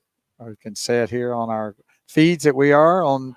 If you would like to join us, by the way, we're on Facebook, on the Automotive Edge Facebook page, and we shared it to the Shifting Gears. And then we're on YouTube on the Automotive Edge radio show YouTube page and on Kurt Chase's LinkedIn. A lot of places you can find us on our video broadcasting. Okay, past and present. Let's do it. All right. Here we You go. got number one? I can do that. We're going to do, you want me to do it? You can start. All right. One thing I'd like to bring back from the past is real flea markets and farmers markets. Those are cool. I mean, I remember growing up, and there actually not too long ago, there was a flea market there on 114 and Whitechapel. And now they put a hotel and everything up there. But, man, you went through there and you found – I mean, I guess you got to go to Trading Days out in – I don't know if they still have that out in Tyler. Oh, yeah, they do. Is. First Monday. First Monday Trading Days. Which Canton. Yeah, Canton. Yeah, my buddy's dad still does a lot of the flea market stuff. Yeah. And you know what? I remember going out there and seeing people with wagons, pulling wagons and loading it up, buying stuff. Yeah. In fact, I remember pulling this lady had a whole truck and was full of Ivory soap. I bought a bunch of Ivory soap. I think I paid like 10 cents a bar. They're great. And then you went over and it was good quality. I like okra. Melinda doesn't like okra. And all the vegetables were fresh. And you know how you knew they were good and fresh? Because you had to eat them. They didn't have that long shelf life. Right, exactly. You cooked them up, or you cut them up and you put them in the freezer, or whatever the case may be. But you know what? When you went to the flea markets and it was just, and the farmer's market, everybody's so stinking happy. There was fun. You're right. And honey, the best honey in the world. Yeah. At the flea market. Definitely. What do you got? I say let's bring back the mailman's bag to deliver to the homes, not to a box out on the street. Remember the guys that come the mail? They had the big old leather bag. And stick in there and put it in the mailbox right there by the door. They don't do that anywhere that I know of. No. I mean, everybody. Well, they still have the mail carriers, but you know, the one unfortunately a couple years last year passed away in the heat. 66 years old, and they had to go door to door because they don't have the boxes out front. Right. There are neighborhoods and areas where they still do that. Yeah, but not very many. We lost our German Shepherd because our German Shepherd bit a mailman. Oh, and, no. yeah, we had to get rid of the dog. That's sad. It was ugly. We had a police German Shepherd, and she went over the fence and got her some ankle. And I guess that's the reason why they don't have the mailman bags carrying to the homes anymore. Probably a lot of that, really. Yeah. Too much heat and all that. But anyway, I thought that was great days when the mailman come by and you could hear and you knew him. You knew him. Definitely gave him, presents for Christmas and all that. I was going to say the same thing. And you could hear him put the slot in, you had the little thing on the door, put the mail in, you could hear them clank it down, Yeah. Yeah, it's good days. It just reminds me of good days with that. Yep. For now, me, I don't even know when the mailman comes because it's in the box way outside. I'd like to go back to neighborhood celebrations. Those were good too. We Nobody had does a bunch that of those growing up where everybody brought their lawn chairs out and you gathered wherever, and all the parents were talking. The kids were up and down the street riding their bikes, throwing the football, whatever the case may be. The neighbors all knew the neighbors. That was fun times. You're right. And it was the kids all played together too, and all Yeah. that. It was like family. You always had your differences, but you all came together, and there was always someone in the neighborhood that could go over. I remember there was Norman and Tom, and then then Mr. Green, Tom Green. He was our bus driver, but he was also a biology teacher. And these guys could fix and do anything. Hey, go over and see Tom. Go over and see Norman. Yeah, of course. I mean, and everybody had their trade. Lee Clark was a fireman, but he was the painter on the weekends. Right. I mean, everybody was so interactive, and it's amazing. People keep to themselves now. When COVID hit, though, everybody was outside walking. Yeah. I didn't know we had that many neighbors in the neighborhood. But isn't it sad that it takes bad to bring people together? Yeah, that's typically the way it works. But those are good days, and it was like family. Yeah. You had people come over to even to eat and stuff, like just, hey, y'all want to come eat and do that? Most people don't even know their neighbors anymore. No, they don't. Don't even want to talk. They to all them. know me because I'm always outside changing something. My nosy neighbors want to know what I'm doing. And the mayor's one of them. That's right. All right. I say bring, and this is, Graham brought this up, and I've added this, is bring back suits where suits need to be worn. Ooh, I like that. I like church, maybe in dealerships. Hey, did you guys wear suits on your flights? What do they call the weekend outfits? The weekend outfits. Put on your Sunday best. Oh yeah, that's right. That's what they used to say. Yeah. That's what they put used on to your say. Sunday Never even best. heard And of it was that. a suit and Did you tie. wear suits to the airport? Well, I remember back in the day. I wore a suit to work every day. They used to wear suits to sporting events Oh yeah. back in the day. Yeah, no, I know about that. I'm asking specifically. Did you wear vests to the airport when you were going to Suits go to travel? airport? Would you wear it to the air? Because that would be the one place where I'd say, modern times, if they did that back then, I wouldn't probably keep that. That'd be the one I'd shelter and throw But, away. You know, Because it's an I airplane. didn't fly a lot. There was the 7 kids plus my pop-up grandma, mom, and dad. So we had the They station didn't fly you out a wagon. lot. Oh, no. We flew from Brooklyn, New York to here, and Past everything that. else was a country squire station wagon. yeah. But I like the suits. I like people look in suits. And I'd like to see that come back stronger in a lot of different places that needs it. Because I think some of these I just don't like dealerships have modern gotten kind of fashion. too sloppy, in my opinion, with the dress. I want to bring back clean beaches. I remember in Is that what you're next one? the 70s going down to Galveston to Stewart's Beach, the Sandpiper Hotel. The beaches were clean. They were raked. The water was clean. I don't know why Galveston's so filthy. That water is the dirtiest water of any. Well, is it's, really I can tell you nasty. why. It's shallow, really far out. If you get out where it's not so shallow, it gets really. Well, buddy, blue. I've been to beaches in Florida that you can walk out 40, 50, 60 feet and the water is crystal clear. You sure about that? I've been on them. Okay. Yeah. Well, I always thought it was because it was so shallow that it just kept turning up the. It was so mud. funny. Charles Barkley, I'll send you the video where he's talking to Shaq and they were talking about the New Orleans basketball team. Right. And they talked about in playoff. He said, where are they going? He said, don't go to Cancun. We're sending them to Galveston. So they get in that dirty water they call it a beach. And it's just that the beaches in Texas I don't know. used to be so much fun to go. We could stay at the Sandpiper for $35 Right. a night I know. and go to Stewart's Beach.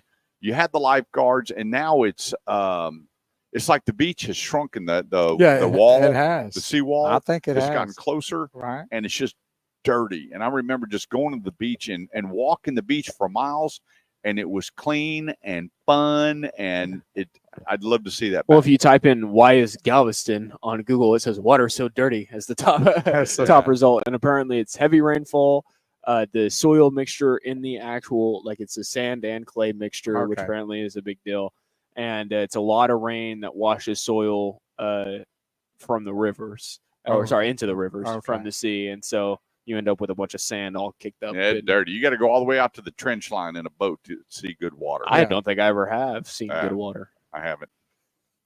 My last one is I'd like to see the banks bring like they used to be. Have the banks like they used to with be. The tellers and a person that you could go talk to, had a suit on, and you could sit down and talk with about a loan. You could be personable with the person, with the guy. You're seeing somebody that you can relate what your life's been, and he goes like, well, you know what?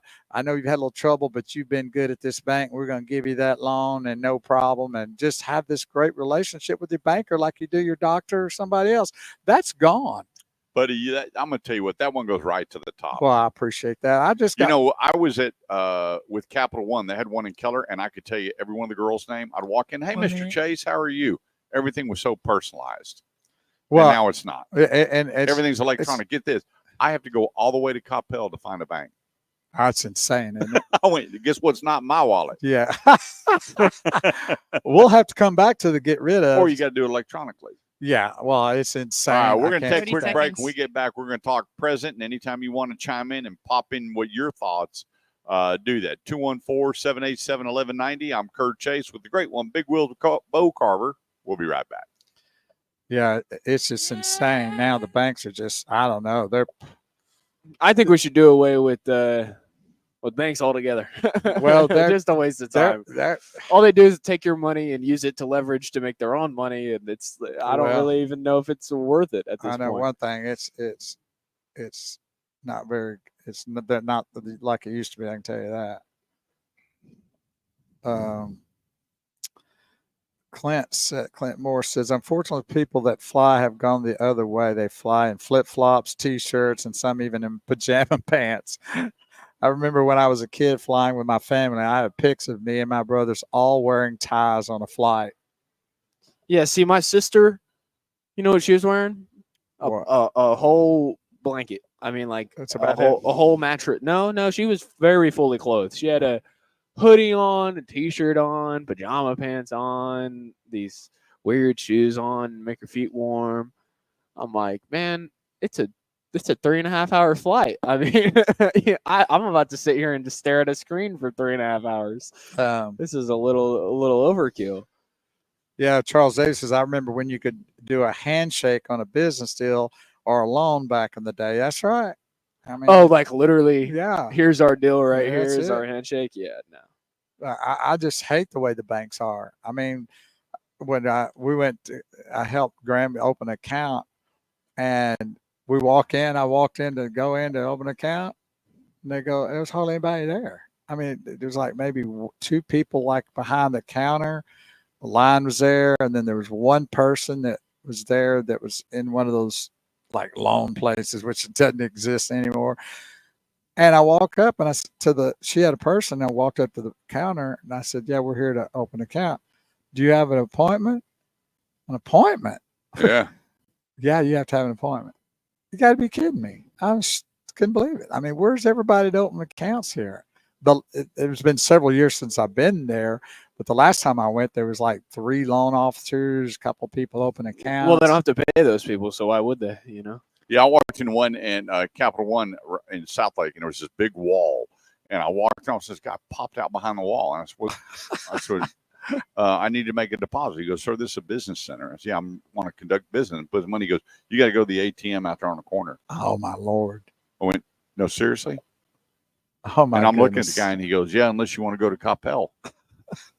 Why does everybody keep sending me to Coppell? I guess that's the only spot you could make a deposit. Yeah, and so you got all these movie stars and all these people making all these crazy commercials while they're doing everything electronic. But then they post these things going, look at the all new way, and they show these coffee shops and places sit around with your laptops and everything else. That's a bank. I'm going, am I missing something here? Yeah, I don't see that anywhere. I Yeah, mean, I'm not going to go hang out in a bank and have Boy, coffee with my laptop. I just Really? remember back in the That's day. what Starbucks and 151 and Dutch Brothers for. I walk in the bank. I used to walk in, and there'd be 3 or 4 loan officers, and 4 or 5 tellers, and other people on another type of desk. Helping you get accounts. You know what's even going. crazier professionally? When I walked in there and I said, okay, I've got this deal. And then before I said what my deal was, she was like, well, do you have an appointment? That was right. And then I said no, and there's no help. There's no, well, just tell me what your issue is, and maybe I'll see if I know. No, it was, if you don't have an appointment, I can't talk to you. Yeah, I can't even open a ticket. We can't talk. We can't do There's nothing. no communication unless you have an appointment. We are in the gray. We are in, what's the show? The Twilight Zone. We're in the Twilight Zone, and we're just lost. There is nothing we can do here. We're confused. It's horrible. It's so bad.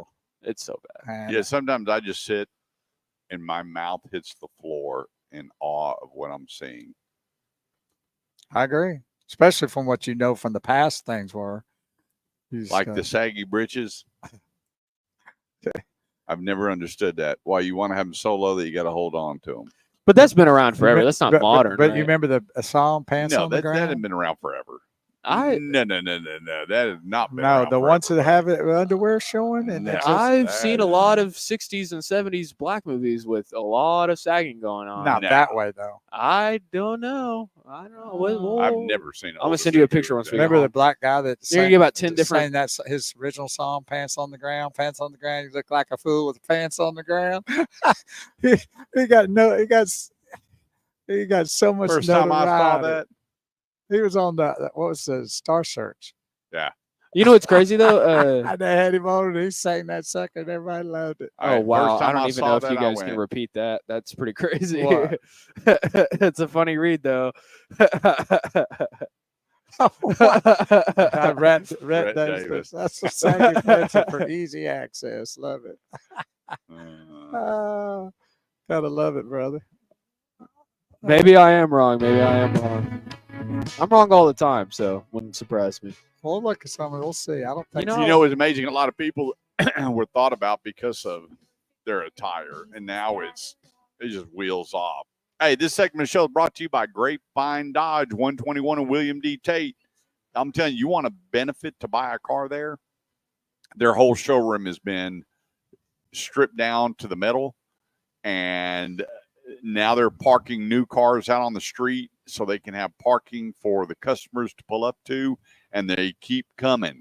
And every inch of grass and property they can find, they've got a new vehicle parked on, and that is to your benefit to make a phenomenal deal, whether it's a Chrysler, Jeep, Dodge, or Ram, at Grapevine Dodge, 121 and William D. Tate. Ask for Wade or Shane and let them know that I and the great one, Big Wheel Bo Carver, sent you from the Grand Cherokee all the way through to the Challengers, Charger, which are going away. Get them while they're still here. There's a lot of great product with good people, and their supply and their inventory has been pushed out to the streets, and it is a benefit to you to bring and clean that place up with new car inventory. I tell a lot of people, just pull up and look how much is around the building that they don't want around the building, and they will price it to go. The place, Grapevine Dodge, 121 and William D. Tate, online all the time at grapevinedodge.com. Okay, let's talk present. But this is what we want to get rid of. Yeah. Okay. I'll go first. I want to get rid of tolls on these dadgum highways. Don't we get taxed enough to where we don't have to pay more money just to drive on them? Well, if you remember, in the day, they had the Grand Prairie Turnpike I remember going that. into Arlington, and it was 10 cents. And once it was paid for, they took it down. Exactly. Now, do you want to see something? Have your son Google how many tollways are owned by foreign countries. Lots. and France has bought them, and I can name a couple other countries that have bought them. So Chicago they'll never go sold away. their tollways, and then they ran out of the money that they sold it for, and now all that money's going overseas. So Not on all of them, but a lot of them. But I can't stand it. I mean, And it's expensive. well, And it's kept some of gotten them are very- based on the time that you're driving. Right. Exactly. It's ugly. And if you don't have another person in the car, I think they get you with that too. I don't know about that, but I don't like the tolls. We pay enough taxes to have the roads we have here without having extra money to be paid out. Yep. I want to get rid of self-checkout. And kind of I goes like back to what that. you were talking about with having a person.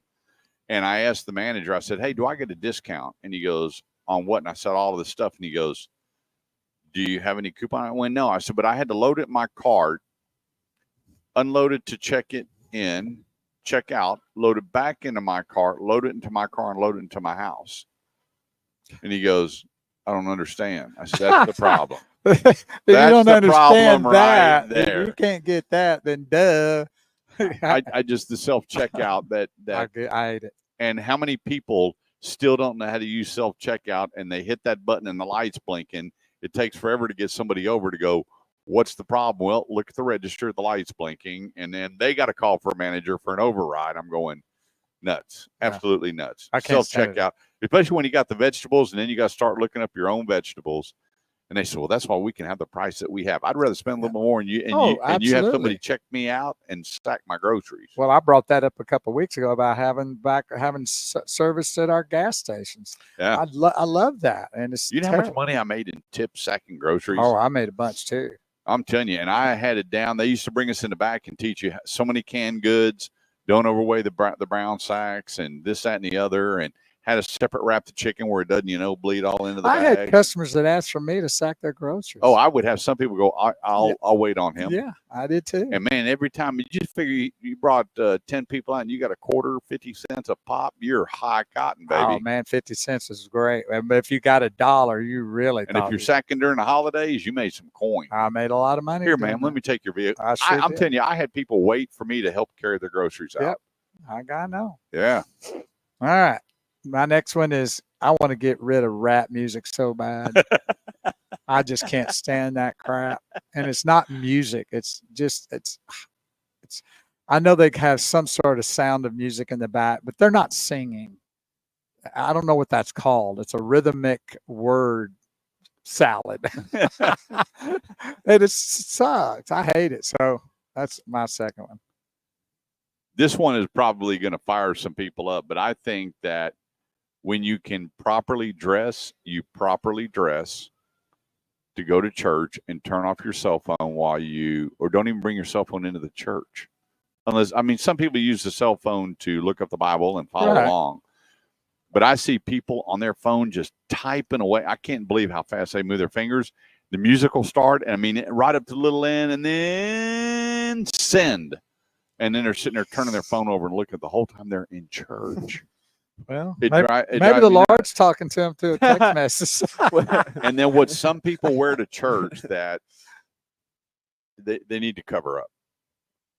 They need to pull their shorts down and cover up.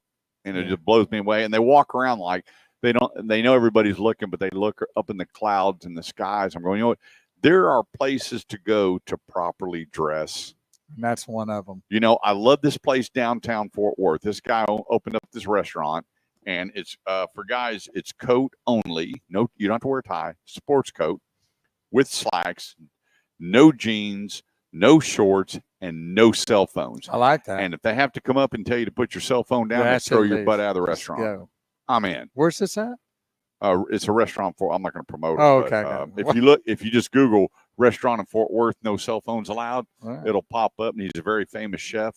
And I went, kudos to you.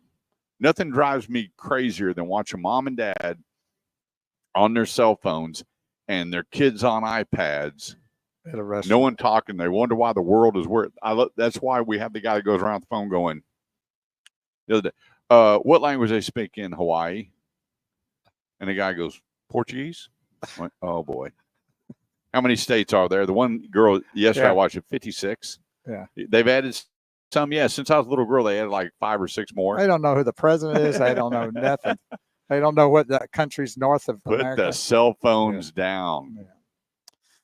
All right. I want to get rid of this. Just drives me crazy. I want to get rid of the QR codes in restaurants as menus. I go like, please, really? Who would ever thought you'd sit down and they go, just take your phone and scan it? I'm going like, what if I didn't have a phone? What if I don't use a phone? What if I didn't bring my phone? That's the most annoying thing I've ever seen that happens in these restaurants is those going to those QR codes to have a menu. Bring me a freaking menu. I want to look at it. I want to see the pictures of the stuff. I want the real live menu. I can't stand that either. So those are my get rid ofs. Yep. Here's my big pet peeve. I want to see people happy that work in customer service. That'd or be don't nice. allow them. That'd be nice too. Every time I go into a store or restaurant and I'm paying, Art is so funny. I'm sorry. when they guys. say, "How are you?" and I'll say, "Greatest day of my life," and you know what they say? Why is that? It's the greatest day of my life. Oh, why is that? What's going on that is the greatest day in your life? And it's like, you know what I hear from coming out of their mouth? Remember on Charlie Brown when the teacher talked? I don't get it. I know. If you're going to be in customer service, put a smile on your face. And I always tell my salespeople this: if you don't greet with a smile, go home. I agree. And it's like they're forced to be there. And I took my my grandkids out to the Allen outlets. It was very solemn out there, because of what happened. Right. Police everywhere. And it was amazing that every store we went into, "How are you today? We're going to help you with. What do you need?" No one's saying, "Hey, welcome to how are you today?" What everybody had is just sourpuss attitude. Salesmanship in today's place has gone down the toilet. Find a way to fire them up, which is revenue, employee retention, or don't come to work. Well, in some places, I'd like to just find somebody at all working. Especially Lowe's and Home Depot. Yeah, go on that, or some of the department stores. What's with Home Depot hiring people my age that don't? That's why I love work shopping on at Elliott's Hardware. You ever been at Elliott's Hardware? It's been a long time. Man, those guys know where every bolt, nut, and screw. Ace and Hardware they take like over that. Ace Hardware. Yeah. Job's over at ours. Right. You walk in the door, "Hey, welcome to Job's. How are you? What can we help you?" And they take you right to it. Yeah. That's where I like. And it's more money, but you know what? I'll spend a little more. I like it that way. 214. So you got one more, don't you? No, that was it. Was that it? 787-1190. When we get back, we're going to be. I got a whole different topic here, and it's cool names, cool car names. Okay, cool. Some of the cool car names. There's some names out there right now that need to go and away. if you got some cool car names, then we want to hear about those too. Go. Let's go. Go to break. Go to break. Break. Check. Break 1, 2. You guys, we're all products of our environments. My grandchildren do not come into my house with hats on. See, I've never gotten that. I've never quite understood that. Oh, my dad was the same way. He'd ask you one question. I dare you to come to our dinner table with a hat on. Well, you just wouldn't. We'd warn you. I mean, well, if you told me, "Hey, it's disrespectful," very obviously, I'd say, "Okay, well, that's disrespectful to their family. I'm not going to do it." But if you didn't warn me and I showed up and you're like, "You better take that off." Okay, so Bum Like, Phillips used to be the coach of the Houston Oilers, right? Okay. And he would wear just great big cowboy hat. Beautiful. He looked great in a cowboy hat. But if they played in the Astrodome, he wouldn't wear it because it was like wearing a hat in the house. That's a fact. If they did what? If they played in the Astrodome, which was covered. enclosed. Oh, if they played in the Astrodome. Okay. Yeah, he wouldn't wear his cowboy hat because it's He like felt like he was inside. Well, that's what he would say. I don't wear it because I'm inside the house. That's kind of contrived. My dad, when my brothers, I remember they had some big friends. Dick Holiday was like the biggest guy in school. And Dick always never had on a shirt, but wore overalls. And he's just a big old guy. And I remember the first time he came in, my dad goes, "I guess you were raised in a barn and you never left the door open." My dad would lose it. He goes, "Take that hat off." And I remember the first time he goes, "Why?" And I was like, "Oh, my brother got up that couch." And my dad was only maybe 5'8". Still didn't matter. And here Dick, it didn't matter. He goes, "Excuse me? Back outside." And, I was like, "Well, hey, take your hat off when you come in the door." They look like you're nuts. But that old school, I'm telling you, when my pop-up got up, he had on a shirt and tie during the week. Sunday best. When my grandmother came down, she was in a dress, pearls, always made up.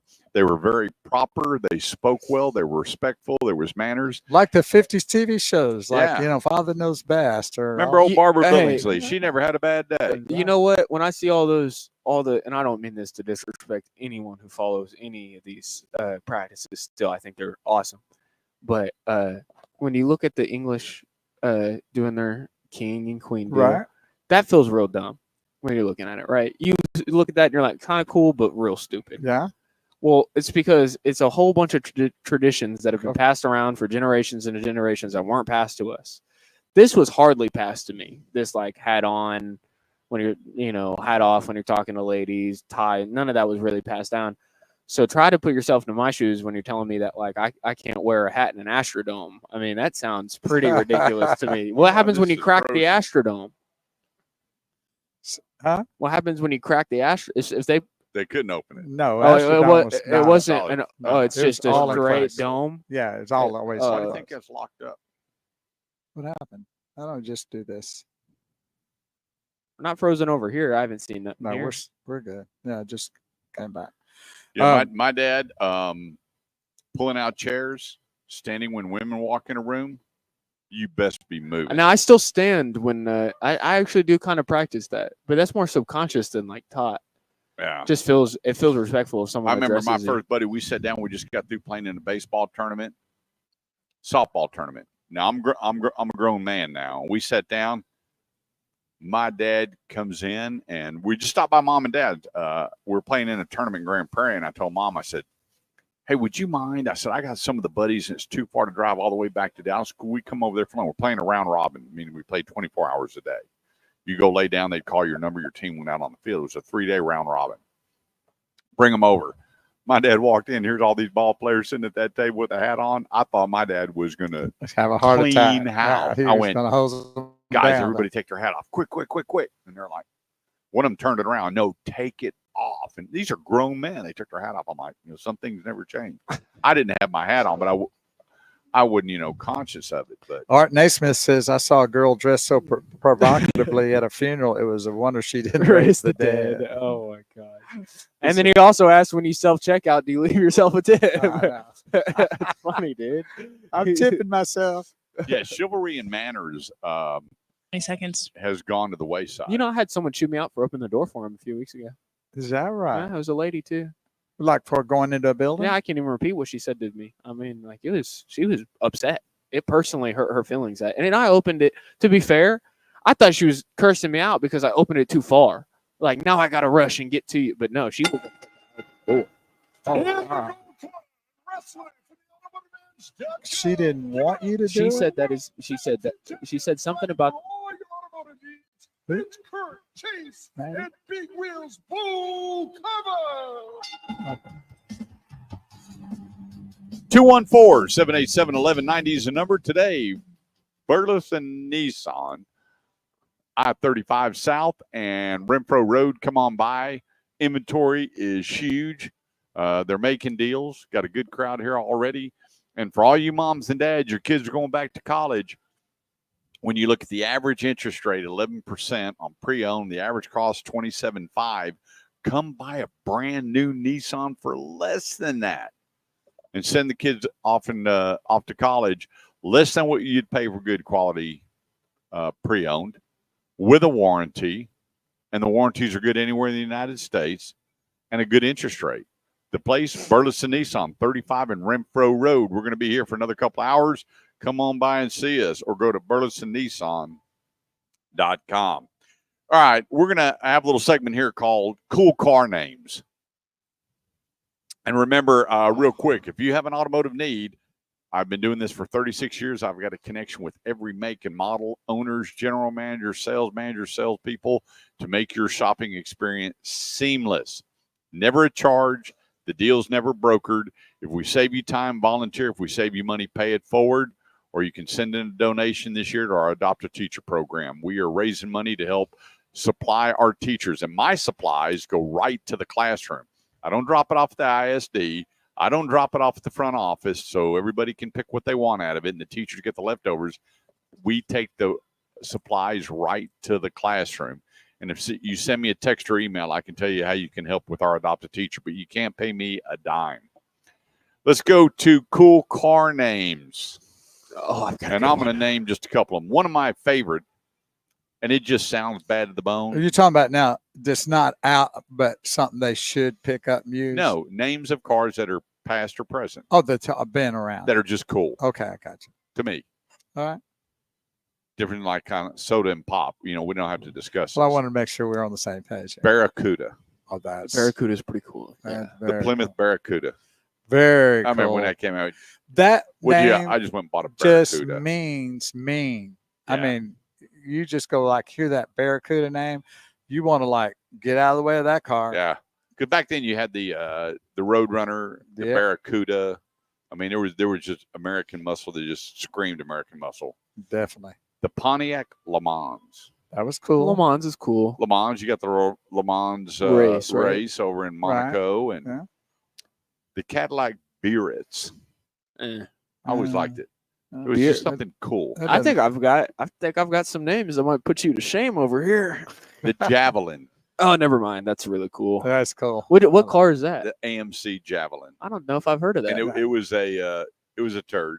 Nothing good about it, but it was cool. It looked like one too. I just bought a Javelin. It looked like that sounds like really cool. I'm going to run you over. I always liked the El Camino. El Camino, I love that name. I mean, El Camino. I sent you a picture of one here the other day. It's pretty sweet. Not bad cars. No, it's great. The Magnum. That's nice too. And that was Dodge, and it was a station wagon. And when it came out, and this was 10, 12 years ago, they were going, there's no way it's going to sell. And I went, y'all are nuts. That thing, and they did. They sold everything. It's called the Magnum. What do you mean? The Dodge Magnum, and they had the RT Hemi in it, and it was really, really cool. The Roadmaster. Oh, yeah. That's a good one, too. It kind of takes me back to Thunderdome, Which I got a Roadmaster, and that was a big, giant Buick. It was ginormous. The Rampage. I don't even remember that. You remember the Subaru Brat? Yeah. Okay, the Subaru Brat was a truck, and it had the 2 seats in the bed. Right. Well, the Rampage was the competitor to the Subaru Brat. Oh, okay. Little pickup truck. The Viper. Oh, I had that one. I had the Dodge Viper. Yeah. You can't go wrong. The Marauder. I don't know about that one. Marauder's cool. Marauder's cool. I like it. Marauder, what the Marauder was the Mercury Marquis painted black. Let's see, I like the Marquis. Yeah, and they had the fancier wheels. They had the high performance 5.0 motor in it. And still today, if you can find a Marauder in good shape, they bring in all the money. And then one of my all-time favorite is the Countach. My Lamborghini. I never even met the Lamborghini Countach. And it was, I still think today that the Countach is the best looking Lamborghini ever built. In fact, there you go. if you pull it up on a computer, you pull up Countach, it was the signature Lamborghini. And it sounds like a food dish, like goulash. Goulash, Countach, goulash. Can I push 3? I got 3 picks and an honorable mention. Let me push them to you. Let's see what you got. Okay, number 1, honorable mention, since it's not really a car name. The GTR, they call that the Godzilla. There is a GTR out. I'm saying the GTR, they call it the Godzilla. Like it's I commonly like referred to, and I think GTR is a cool name. But because you had your GT lineups, and your GT always meant that it was a high performance car, and then with GTR, just sounds that's cool. cool. It does. Rolls Royce Wraith. A Wraith. That just sounds cool. I like that. Rolls Royce, and it just rolls out. Rolls Royce like Wraith. Peter Piper picked the pepper. I go either way on that one. Yeah. Aston Martin Valhalla. Valkyrie. Those are both awesome. Now the Valkyrie. Names. Now that I like. I've driven that. You've driven a Valkyrie. Oh yeah. Those cars. I watched a whole 20-minute drive-through on one of those. I'm going through every detail. I should have went over to your house. And there's some great movies about Valhalla. Yeah. And then the last one, the Kelvin Way factory in Birmingham, England, created the Jensen Interceptor. Ooh, I like that. Yeah, well, we had Interceptors here.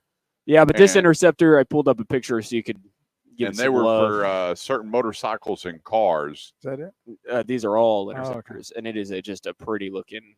Look at that. If you look at the Interceptor and then you go back to the old Aston Martin that they drove in Bond, Oh yeah. Some of the Interceptors look just like it. Oh wow. And this is have you seen a Valhalla before, Father? Look at that. This is the Valhalla. Yeah, And in the Wraith, oh, you know a Wraith is going to do you damage. Look at that. What? That's the interior. Don't even look like you're in a car there. You Oh, got wow, that's starlights. Yeah, the and- carpet in that car is mink. What? I didn't How know about that. I didn't. Yeah, PETA does not like that car. Art says, how about the MG midget? That's That's a powerful, Art. powerful name. You're Isn't Well, it? he's also funny, put up man. the Gremlin. I'm like, oh, yeah. He Yeah, has a you gremlin. can't go wrong. I mean, the Gremlin. Of course, you can't Art go owns wrong. a Gremlin. That's Or the hilarious. Volkswagen Bug, Yeah. All right, you're my Beetle. favorite, the man. Beetle. God bless you. You're too funny, Yeah. dude. So next week we're going to be talking about car movies, and some of the cars have become very, very, very famous. Because of those movies. And the movies created buyers. Oh, of course. We already know one. That's a sore subject with a lot of people. I know, but They're we still know out in the one. garage going, The Bumblebee. Bumblebee. Turn, turn, Go. turn. Yeah. Still not happening. Can I buy an Optimus Prime or did I buy the wrong one? I don't It's know. like this one don't work. So if you've got some cool cars, names that you'd like to share with us, go ahead and throw them out there. But, you think, I remember the Mustang, the Mach 1. Yeah, that's cool. I mean, you just knew that thing was going to rock and roll. Or Fastback. I And like now you look at Hellcat, Jailbreak, Red Eye. I mean, they've come out with some really wide body. cool names. Yeah, I like the T-Bird, or what's called Thunderbird. I thought that was a cool name. Oh, yeah. Thunderbird is cool because you just feel fast. Yeah, you Yeah, just and I feel always like- liked Thunderbird. I never called it a T-Bird. A lot of people did. Yeah, I know, but And when they came out with that retro model, I didn't really care for it. And on the back it said T-Bird. I'm like, what are you doing? no, a Thunderbird. Did I get to start? Was that a Thunderbird that I got to start at that? Was that Connor's car show? Yes. Was that a Thunderbird that Yeah, I got to start? yeah. Man, that was. I remember when my dad It came feels home down with his a spine. Galaxy 500. Remember that? My dad It had was like one. almost like the Grand Fury. That's what they have on the Andy Griffith show on their cop cars. Oh, man. Is a Galaxy 500. And that thing used to scream. And then I remember my dad came home one day. Here he has 7 kids. And he pulled up in a bright yellow with a white Landau top, white leather, and a Sebring Satellite Custom. And he pulled up, and my mom walks out, and here's Dad. And the only reason he bought it was he wanted to race John Looper, who was the chief of police down Irving Boulevard. Oh wow! Oh, my Just for goodness. that. And so they wait till late at night, and Dad would race the squad cars. And so my mom, I'll never forget it. Hey, Dad's here with his new car, and we all go walking out, and Mom goes, Larry, we have 7 kids. And he goes, Jane, I'm well aware of that. Thanks for the reminder. So I found that exact car in Oklahoma. Oh really? Me and Kelly loaded up. I bought it from the guy, Wow. and it was a 71 Satellite Sebring Custom. And we're trailering it back. I told my brothers I bought the car. They're all ecstatic. And it wasn't the same one my dad had, but it's the exact same car. And had 30 the seconds. trip windows in the back. We didn't even make it to Texas Motor Speedway. We pulled in that gas station on that road before it on 407, and a guy bought it right off the trailer. Holy Oh, cow. wow. I never even made it home with it. Oh, that's crazy. He wrote a number down. I went, "You're out." He came back again. He goes, "Look, my wife wants that car." I said, "Well, tell your wife to open up her purse." He came back, and we unloaded that car. Wow, that's crazy. 214-787-1190. Crazy story. Let's take a quick break. Don't go away. We'll be right back.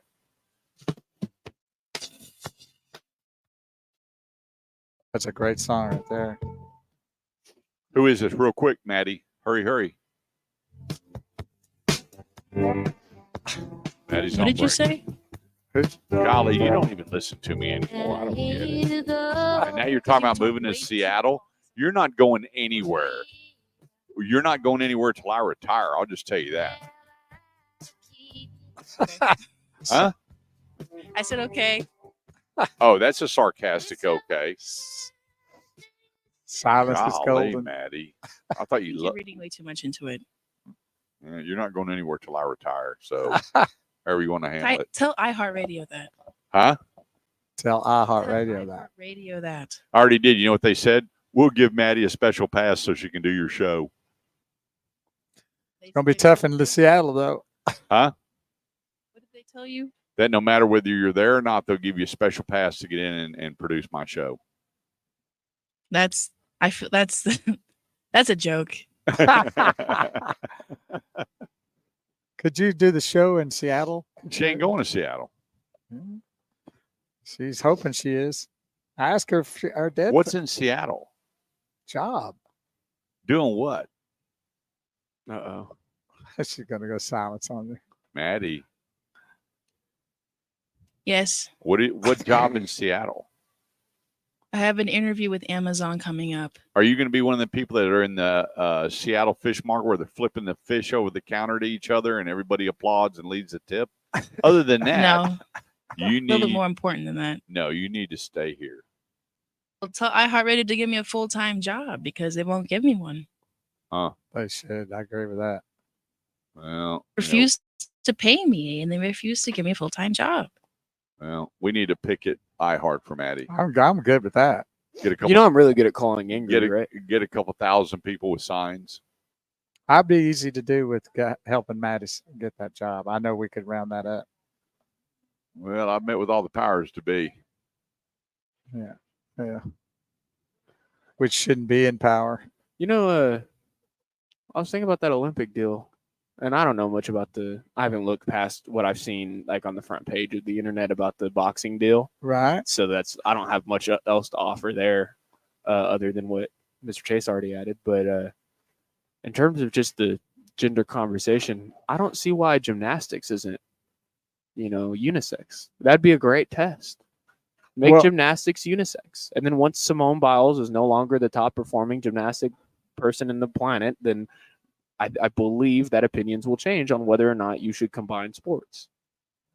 Kind of a good point. I think that's a very fair way that doesn't restrict women trying to participate. Because I think the conversation should be women participating in unisex events, not a conversation about transgender rights or anything like that. I think that's pushing it to a political agenda, not a conversation about fairness and equality in sports. Well, I think that they should have their own sporting event. You should have, if they want to move in that category, I think they should have a transgender group like women and men and transgender. And you can just group them all together that way. Yeah, but for a practicing run on whether or not we should, because I don't know anything about the boxer situation, but say that's a man and a woman. Well, he knocked her out in about 2 seconds. If that is, because I haven't read about it, so I don't have an opinion on it. But the way it's being represented, instead of doing that, why not just have all the? Yeah, he's not waving at you. He's unlocking a car. Don't he's get turning excited. me on with that. But yeah, I feel like Simone, because 30 male seconds. gymnastics is all scored in like acrobatics. Really, I mean, you have to be wildly acrobatic. But they had the And men's side on that too. Well, that's what men's gymnastics is way more acrobatic than women's gymnastics. You Right. can watch it, and like when it comes to the vaulting and stuff, they vault off of different tables, and then on the floor it's harder to tell, but men are going to be doing a lot more acrobatic stuff. And I don't really care for gymnastics all that much, but enough to where I can watch it and see she's an amazing, godly, unreal in terms of her skill, but she just wouldn't shape up. And there's nothing wrong with that. That should be endorsed and accepted. Top of the morning, JR. Yeah. J.R. Schumann used to work for me and worked his way all the way up to one of the executives for XM Radio. Went off to be a paramedic. And get this, I'm on vacation in Disney, and I get a phone call, and he's at the restaurant at the resort where we're staying. That's insane, isn't it? And so we wound up getting to hang out with him. That's pretty I cool. love him like a brother. Yeah. And miss you, pal, and Wish hope he was all back. is going well. I wish he was back at XM Radio so we could get on there. Well, he's now the one that put the deal together with the actor that did the Von Erichs, the movie. Oh, is that right? And so he's the one that took them on tour and did all That's the pretty sweet. deal now. Yeah. Oh.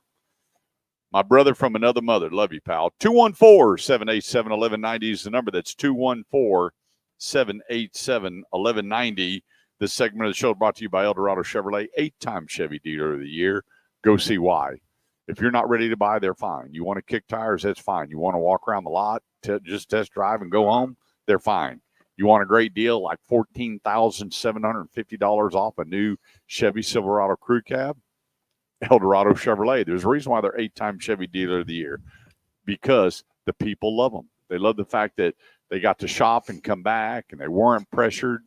They bought a vehicle and it was simple. They didn't have all this back and forth and all the craziness. The right way to do it is the El Dorado way. 380 and 75 online all the time at eldoradochevy.com. Plus, over $5,000 off the Equinox. And interest rates starting at 0 APR on select models.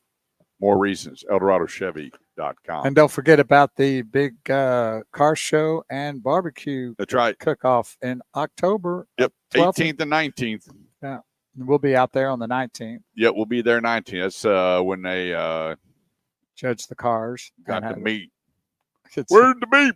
We'll be checking some BBQ out. That's right. Let's jump into a few questions. I was hoping, I don't know if we're going to see Justin today or not. I was but wondering where he might be. I'm going to jump into a couple of these. He says, hey, Kurt, when do you see a turnaround in the industry with lower pricing? You know, that's going to be a big issue over the next couple of years. I think where these prices are getting so high that it would be beyond me. I would be totally blown away. It will be crazy nuts when you start seeing 96-month financing. So 60 was the big thing. 72 was an incredible thing. And I saw pre-COVID 0 for 72 months. Now they're really on board. And I have certain owners and GMs, and they are not allowed to do a 84-month contract without their approval. They want to know why you would offer somebody 84 months, because a lot of consumers are coming in now going, hey, I need 84-month financing. Wow.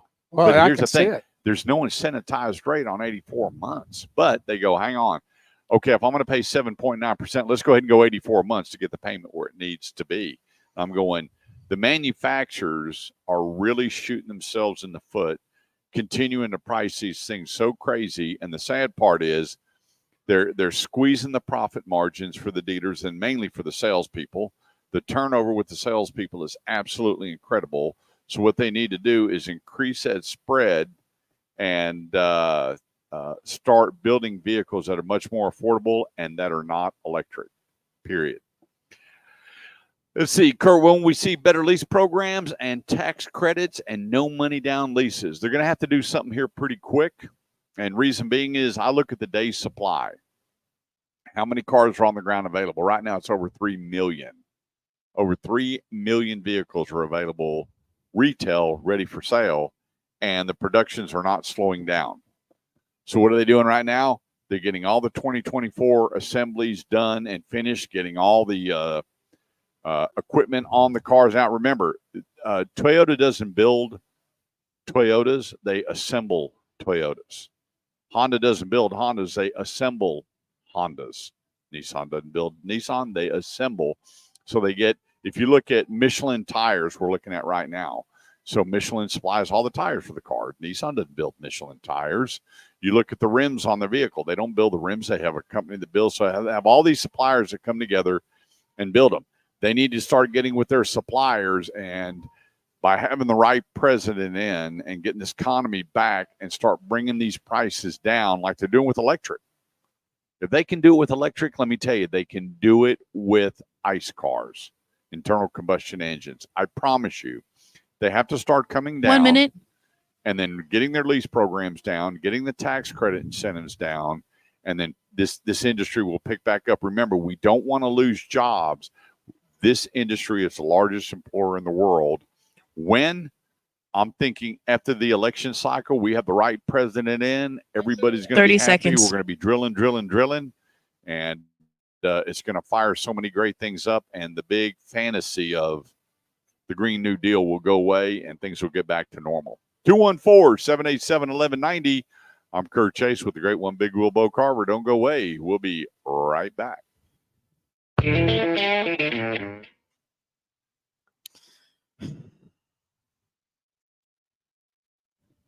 Yeah, too bad he's not. So that guy right there, he's the one that sold a man of the car, and I called him over and I said, hey, do me a favor. You flirt with my daughter.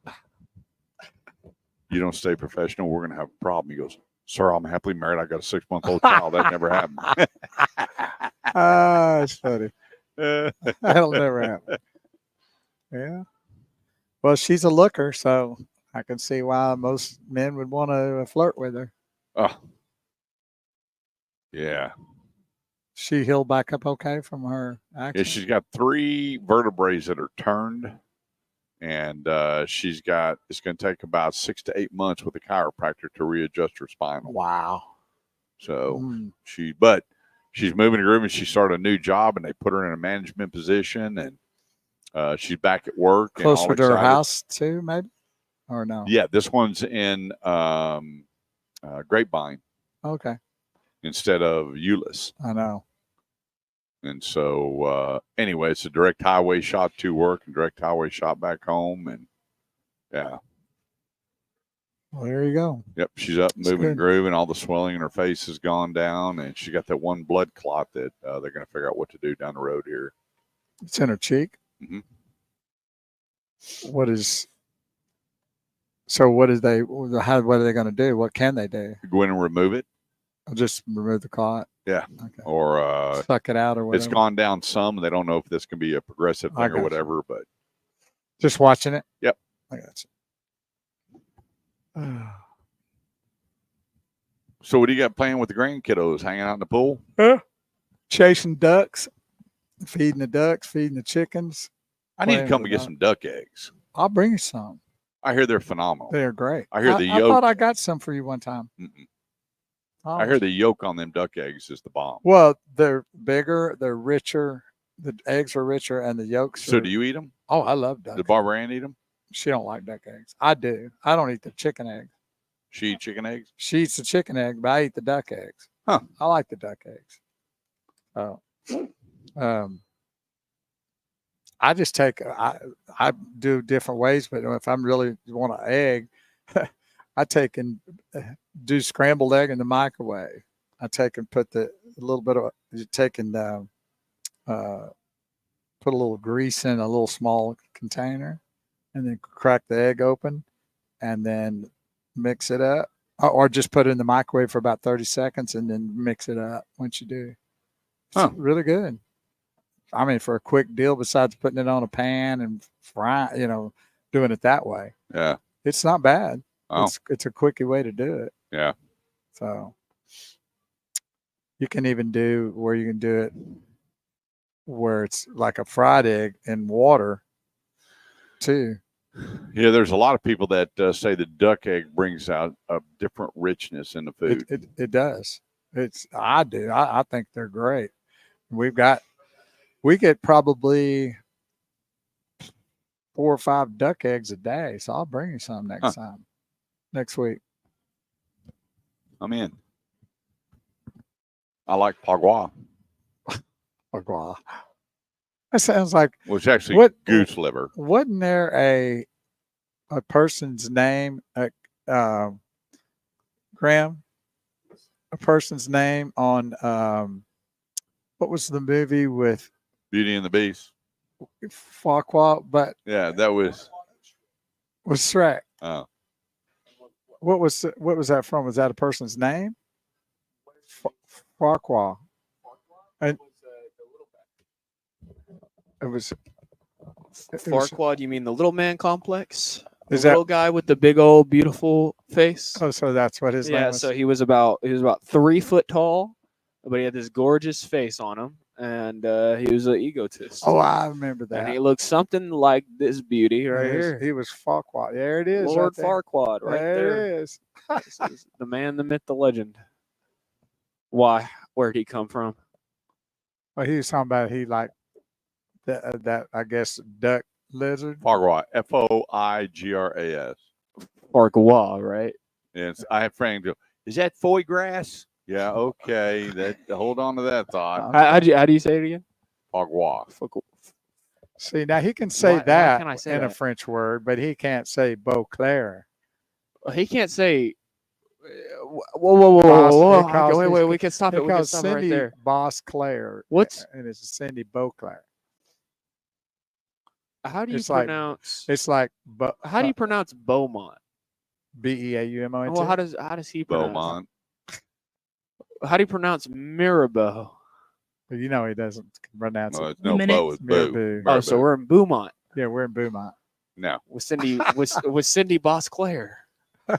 Bo, and if you have a beau, like I was her beau in school, is BEAU. Right. It's not BOW. I said, Whoa! Where'd you get the BOW 30 bow and seconds. arrow? Where'd we get That's that? BOW. Yeah, Beau and Mirabeau, Beau. BAWU or B-E-A-U. BEAU. Sorry, I was. Bo. Don't get me spelling. And That's- BOW bow, And there's B-O, Bo. and then BO bow. And then there's BO like what you got today. Hey, not yet. Still working on that. It is cold in here. I can't sweat. I told you. There's no sweat in a place like These this. places got, that's why I wear long sleeves. I'm man. freezing to death. I've had to walk outside 3 times. I feel like a child. Can't even keep my own body heat. Welcome to the AutomotiveEdge.com Stadium. It's the tomato. bottom of the 9th inning with 2 out, man on third, and Team Consumers are behind by 1 run. At the plate for the Consumers is Mirabou's kind Kurt of a Chase. dude. The count is full. Joe Bag on the mound, waiting for the side. He goes to the stretch. Here's the pitch. It's a long fly ball. Hit deep in the left center field. It's going. Gone! 2-run homer. Another great walk-off win for Team Consumer by Kurt Chase at the AutomotiveEdge.com. 214-787-1190 is the number. That's 214-787-1190. It's the Automotive Edge Radio Show, helping you with all your automotive needs, whether you're buying, selling, trading, leasing, parts, service, or body shop. We are here to help. Go to theautomotiveedge.com, click on Ask Kurt, send me your name and number. I'll call you right when I get off air. We're in Burleson, so it's going to take me about 35, 40 minutes to get home. I go right to my office, turn on the computer, and go to work helping you. One thing I want to clarify, I don't need practice at what I do. Okay? I don't need practice. If you want to shop, tell me you want to shop. If you want to buy, tell me you want to buy. If you just want an appraisal, I'll appraise your vehicle. If you want to talk credit, we'll talk credit. But there's been a few people here lately that contact me. We get cars ready, and you don't even show up. You don't call, and then the salespeople are following up. And then I talk to you 4 or 5 days later, and you go, oh, we went and bought a car. Have the courtesy or respect to let me know I don't need your help. I already bought something, or help me, and then follow through. Because these are commission salespeople, and they have schedules, and they work a ton of hours, and they don't need to work extra hours if you're not going to show up. That's my big pet peeve. If you don't show up and we don't hear from you, I won't call you back. It's just respect, because I don't charge anything for what I do, and I don't broker with a dealer. But these salespeople, we can't leave them hanging, bottom line. So if something comes up, send a text. Everybody's got a cell phone. That's how you're calling me. And that way we can just make things work well together. 214-787-1190. That's 214-787-1190. Let's see here what we're going to cover. We got some questions here. Let's jump on those. Do you think interest rates will go down on used anytime soon? I don't see anything happening. They're talking about now September before the feds are going to look at rates. And most of the pre-owned automobiles are what we call OSF. They're not going to a main lender like here at Nissan Motor, NEMAC, Nissan Motor Acceptance Company, or Toyota or Honda Motor Acceptance. There's all of these, Ford Motor Credit, Stellantis Financial. Those are the manufacturer's lending arm, and they can set the rates at whatever they want. They can put up tax credits if they want. When it comes to pre-owned, you see a lot of Wells Fargo, Capital One, EECU, plenty of companies out there. And so they are under very, very strict guidelines. You won't ever see any of those banks giving you zero APR. That comes strictly from the manufacturer. So until the feds come in and lower the rates, it's going to be tough out there. But here's the thing. There's a lot of dealers now that have so much pre-owned inventory that was at a high price. Now there's plenty of dealers that are discounting their inventory, and it's really offsetting the interest rates. And so if you look at CPO versus a standard new car, which is certified pre-owned, you're seeing some really good rates starting to come out now on your CPOs. And so that's a better way to go. Yeah, you're going to pay a little bit more, but when you look at a pre-owned, the cost and the rate, and then you look at a CPO and the cost and the rate, you're going to see some really good deals out there. We'll help you. We'll guide you through the whole thing. Sometimes the CPOs don't work, and we'll just say, hey, the CPO is not going to work, or here's a better buy than the pre-owned, and go from there. But we'll direct you, and as soon as things start changing, the market change, we'll be on the horn to you. Why are all the manufacturers doing away with sedan, large and small? You know what? We don't get it. That's the $1 million question. We don't get. I know you don't get it, and I certainly don't get it. I just think that's another one of those big, huge mistakes they're going to be making. Yeah, no doubt about it. I don't understand why. I wish they wouldn't quit making them. I hope and pray that Ford gets back in the game of sedans. I think that they should have kept at least the Ford Fusion and another small car, whether it was the Ford Fiesta, whatever it was, and they kept that small car going because there's such a big demand. Yes, sir. Here again, when you look at the car right here to our right, you have this beautiful, real pretty Nissan Sentra in this blue gray, whatever you want to call it, with Right. the tan leather, favorite sunroof, hard loaded for $27,000. Yeah. Hard loaded.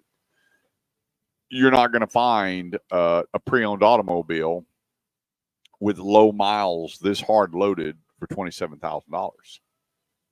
It's actually, when you look at the miles and the depreciation, you would actually do better on a brand new one than the pre-owned. But everybody has a budget. And enlighten me on what hard loaded means. Hard loaded means there's nothing else to put on the car. It's It's got the cast aluminum wheels, the leather interior, upgraded stereo system, all the safety features, sunroof. That's hard loaded. There's nothing else that you can put on this particular model. It's got the keyless entry where you just push the button on the door, power side mirror. I mean, hard loaded. It's got all the goodies. It's a beautiful car. Oh, too, yeah. on top Yep. of it. That color is so Yeah, pretty. that's the color my daughter's driving. Car number, well, we quit counting. 214s. Could you adopt Graham? Yeah. He only needs one. Yeah, tell her when she's done with it, Oh, I'll here's take a it. good one. Art Naismith. Who carves the turkey on Thanksgiving? That would be Bo, as he is a carver. I think that's, when you check your heritage and go back, I think that's kind of where it comes from. The first person they saw carving a turkey went, hey, he's a That's carver. Mr. Carver. Well, it's actually right? wood carvers. Yeah, There that's you go. right. It's got from the wood, not turkey carvers, but carvers, that's what it came from. Here's a great question. Are the SUVs and electric cars a fad? Well, they will bring back better choices. If you think about it and you back up 10 years ago, they started this big movement that 90% of the market was going to be SUVs. Well, now they're finding out that cars are a big deal now. People want cars. Kids want cars. Kids don't want SUVs. I either want a truck or a car. Yeah. I'm not even an SUV guy, period. I'm not either. If two vehicles that I would want in my house would be a truck and a car. Yeah. And that's what I prefer. And I'm sure a lot of other Americans are like me, especially in Texas. Yeah, a lot of people are asking where the car is going, who's going to hang on. Well, we know Nissan's going to hang on. We know Mazda's going to hang on, Honda and Toyota. We know that Lexus is going to hang on, Audi, Chevy's getting rid of their Malibu, Mercedes. Right? Mm-hmm. That's how long that Malibu been around? Long time. 20 years? Long. Oh, yeah. And it's a great automobile. People just think it was a rent car, and it's so much more than just calling something a rent car. Because you know what?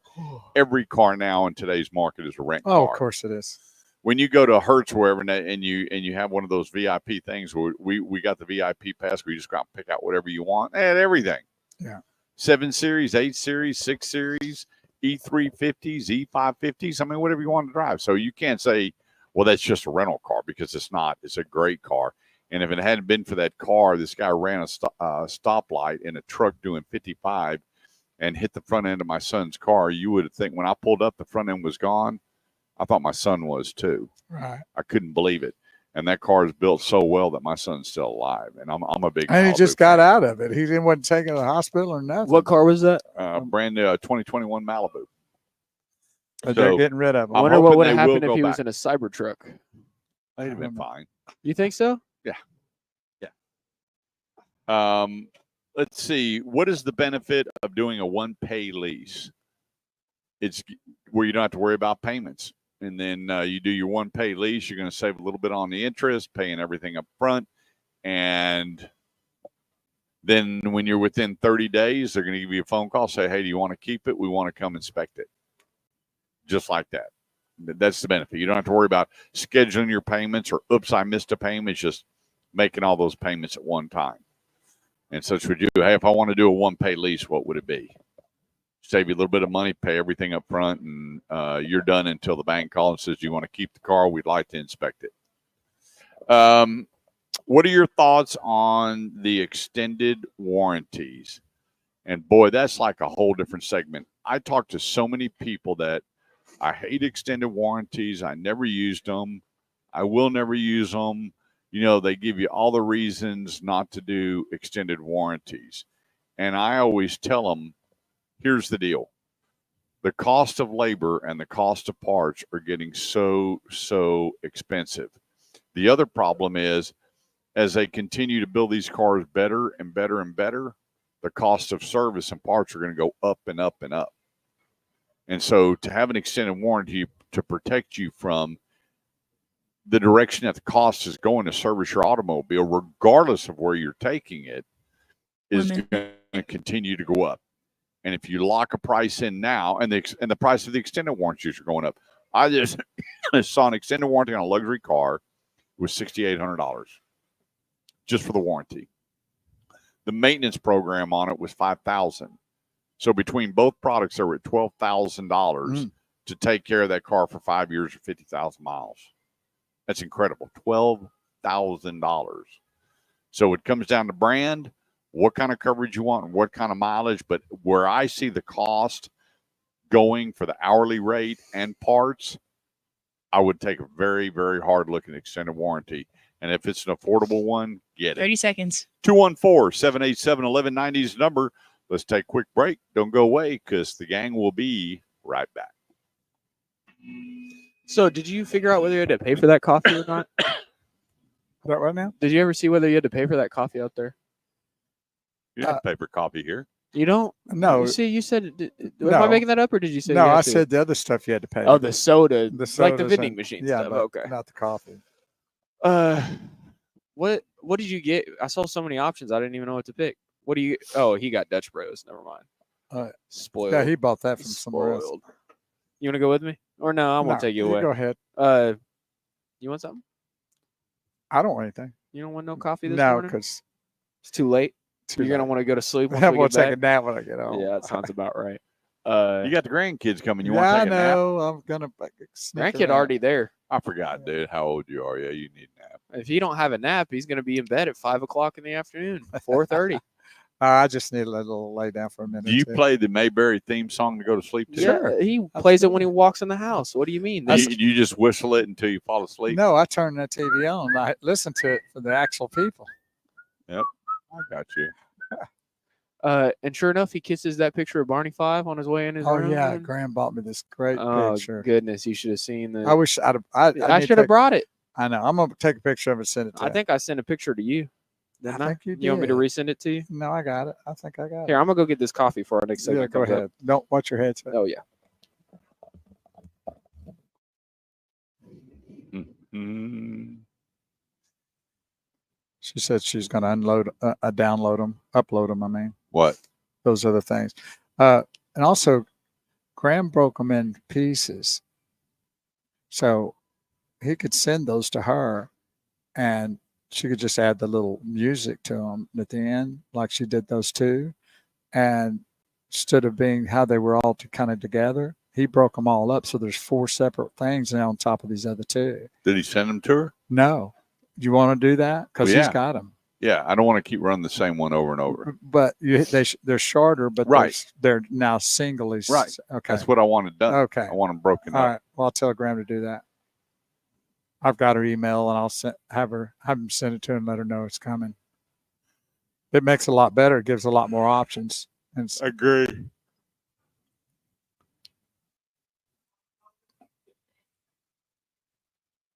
Yay.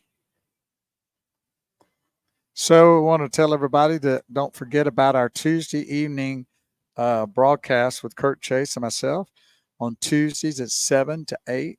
We do the Shifting Gears on Facebook. Then we share it to our personal pages as well as going to YouTube, youtube.com at Shifting Gears 2024. That's the actual page, Shifting Gears 2024 on YouTube. Then LinkedIn at my page at Big Will's Bo Carver, and then on our personal pages. And we just talk about everything from A to Z. We kind of bring stuff that we are on our minds and talk about different things along the way. We don't really throw a lot of political stuff out there. We might a little bit, but it's not a political show. So if you think you're tuning in to get another 100 other shows like that out there, it's not going to be that. So there's plenty of those out there already, so we don't need another one. So we talk about some different things that are going on that you may not know about. We have a little fun. And so join in on Tuesdays at 7 CDT, Central Daylight Time. And sometimes we have a guest. We had a guest on last week, Harmon Robinson, who talked a lot about how to help people with their real estate issues. And so that was a really good guest. So sometimes we'll have one, sometimes we won't, but we always have stuff that we want to talk about, and hopefully you'll find it entertaining and enlightening. So join us Tuesday at 7 p.m.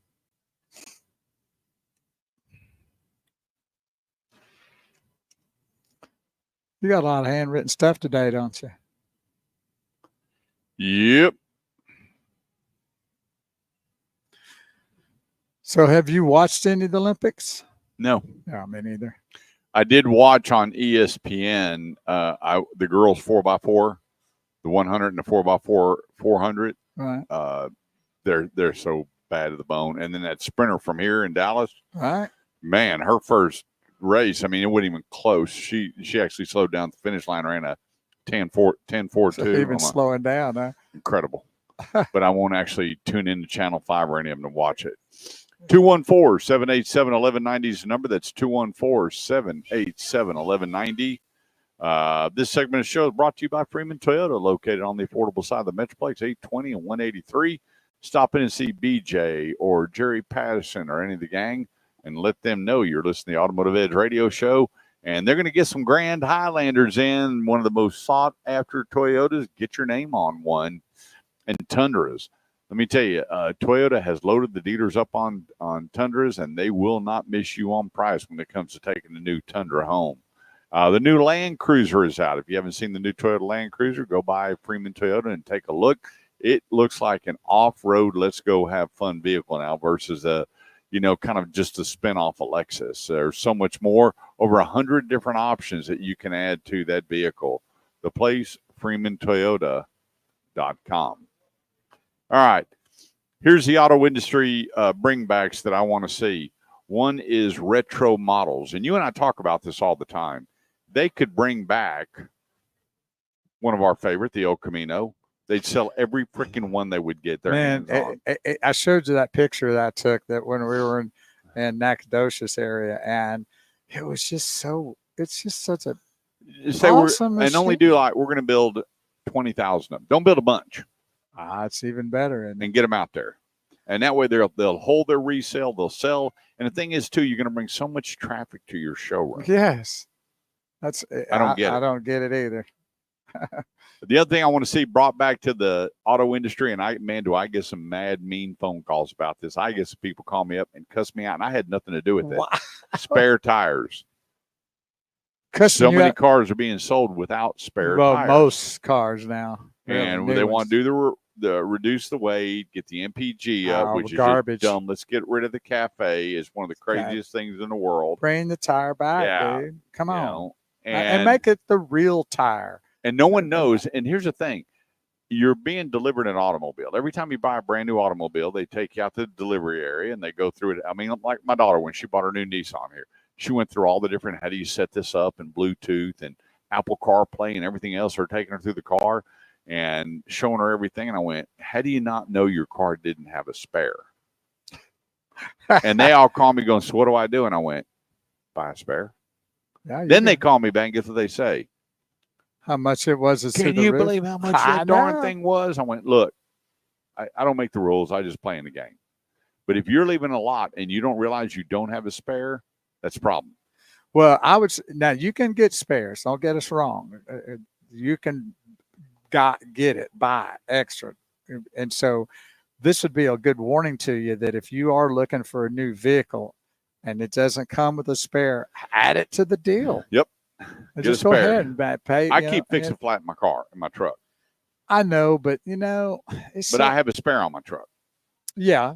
And I would be using that fix-a-flat for. You wouldn't believe how many times I pulled over and handed somebody a can of fix-a-flat. Get them through the day. They ain't got a spare. I know. It's amazing. They empty their trunk. And that trunk looks like a grocery store in the back, or whatever. Like they're living out of their car, and they get in, and then they're ready to go. Wait a minute, where's the spare? Yeah. No spare. So be cognizant of that when you get ready to buy a vehicle that you can get one if it's not there. So I would advise that that's one of the first things you look at anymore. Yep. The other thing I'd like to add is more markup for salespeople for retention. The industry has gotten so greedy and taken away all this markup between invoice and list, and you're the reason why salespeople keep looking for other jobs. And when they're working 60, 70 hours a week, they need to be able to make money. And the manufacturers are squeezing. I mean, you're helping out, the UAW, and you're helping out all the other employees that need money and getting all these big bonuses up there in them top ivory towers. And without great salespeople, you have nothing. You have zero zilch. Isn't it funny how a lot of times that we forget about the foundational aspects of any business? Yeah. Like that's the foundation right there. Your salespeople makes it all. It's an uptick, not a downtick. Yep. If that don't happen, if you don't have that, you don't have none of that other stuff above that. That's right. So I don't know why they tend to want to make them to be, the end of the pile. Yep. It should be the beginning of the pile. Yep. Obviously, we like better rates. That was my number 5. But number 4, I'm going to back up on is colors. Finally, like Nissan with this color here, and it's become kind of popular. I've seen that color, but different shades with Toyota on their pickup trucks, Honda on their Accords, Nissan on their Sentra. But I think that you could come back, like Corvette's coming out with this new purple. I will own one. That's beautiful, man. I want you to get that purple. Yeah, I will. I will have one. I want you to get it. And it's so good to see some of them come off. The last company, if you think in the last 5 years, who's the only car company that's come out with exotic colors that's been able to pull it off? What company? Yeah, what car company has come out with exotic colors and pulled it off because people are buying them because it goes with the car? Well, I think Honda has with their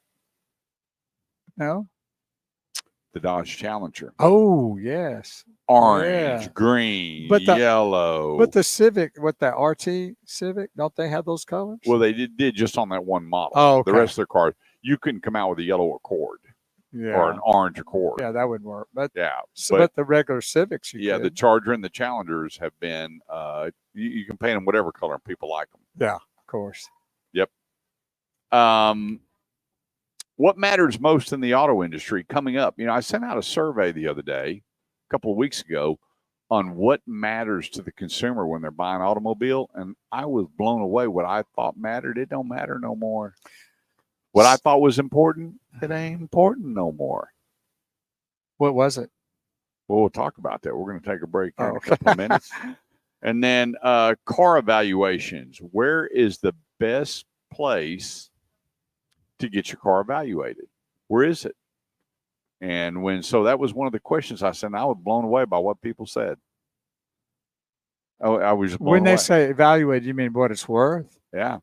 Where is the best place to get your car evaluated? And they had answers that you were surprised they had? Real surprised. I'm anxious to hear that too. And when I saw what they were saying, I was like, you wonder why there's people angry about their values. And we're going to cover that and a few more. How do you really maximize your car deal? How do you really maximize it?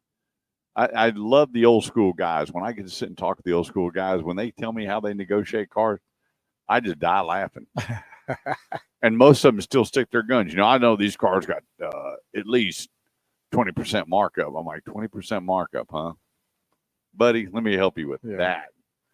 You know, if you got 3%, 4%, I mean, max 5%, man, you're a happy camper. Yeah. When we got my daughter's Sentra, I saw what the invoice was, and there's not much meat on the bone. Yeah. Yeah, when I started selling, there was plenty of meat on the bone. You could make a darn good living making the customer happy. The manufacturer gave you a nice spread where things were good, and everybody was happy. Right. And now, think about it. There's a brand new truck that just came out with no markup in it. None. What? None, not a dime.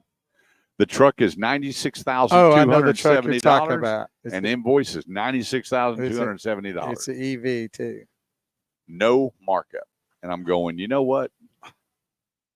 Mary Ibarra, you and Farley with Ford and what's his name with Stellantis need to work on a showroom floor one day selling. And I want you to work that 60, 70-hour work week. 60, 70-hour work week, and look how much you're not. Do getting these guys paid. really even care, though? I mean, I guess to the point I think sometimes these people get so high up in their ivory tower that it doesn't matter to them. 1 minute. You have to work. Well, I think the shareholders have become more important than the salespeople. Yeah, there's no doubt about that. It breaks my heart. I guarantee that's a fact. You know, when I have people go, Kurt, you know, I can work at, delivering pizzas and do pretty good. When you look at hours to money. Of course. Anyway, we got a whole lot more coming up. A few more segments to go. Don't go away. 214-787-1190. Go to theautomotiveedge.com. Click on Ask Kurt. Leave me your name and number. I would love to help you out. Don't go away. We'll be right back. All right, Naismith said, the Royal Purple Corvette. You're right, my brother. Yes, sir. Man, I was looking at this car. I love that light brown. Love The leather? Love that light brown. Is that what it is? It actual real leather? I didn't really feel. Now, here's the BGs that your son was making fun of. I wasn't making fun. Yes, I you love were. them. You were. I love them. That's not Well, what I you love said. them with my whole heart. I just said that they happen to, in some case scenarios, sing like they got their, cojones you can understand in a everything pinch. saying. For so long. I don't know, because I have about 3 or 4 friends that just figured out the real lyrics to Staying Alive. They were singing their own version. Art wants to know where you. Art wants to know where you take an antique car to get evaluated. Ooh. Everything. It's a good question. Well, I have a buddy, Mark Diamond, that I grew up with since 3rd grade. And he is the man for classic and antique. And if he doesn't, let me tell you, he has got the biggest network to get you a price on an antique. I just got a couple of Studebakers. He turned me on to a guy in Oklahoma, and the guy had 2 Studebakers, and he had a what was that car called? Anyway, and he bid them, and the guy bought the cars. How about that? Since they're all like, isn't that all like private, like person to person sales normally? They're always independents. You're not going to take a classic to a dealer. You know, they don't want it. They're going to lay it down, meaning sell it to somebody else, find somebody else to buy it.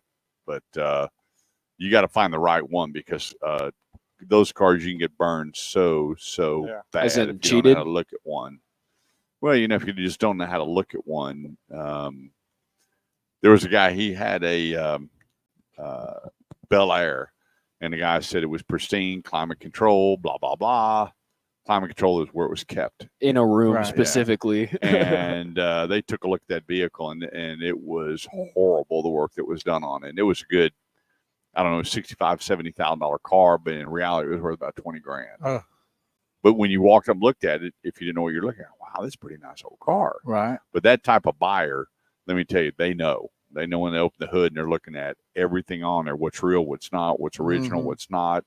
And then it comes down to, the paint job.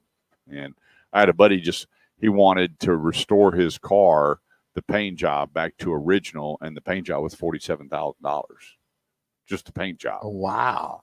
So Now, Yeah, who, no, I've who got does my- the original paint like that? there's a bunch of places out there. What about Bunch those? What about old? Since you're a Corvette guy, it's a good question to ask you. An old, not running, but still all original parts on it. I think it's a 70-something Corvette. Do those have any real value to them? It depends on the model and the trim, because Corvettes, everybody thought the Indy pace cars were going to be worth a fortune, and there's a bunch of purple ones that have the yellow and the white striping on it. You can pick those things up for $8,000-$9,000. Oh, wow. Oh wow! No big deal. Miles are king on a Corvette.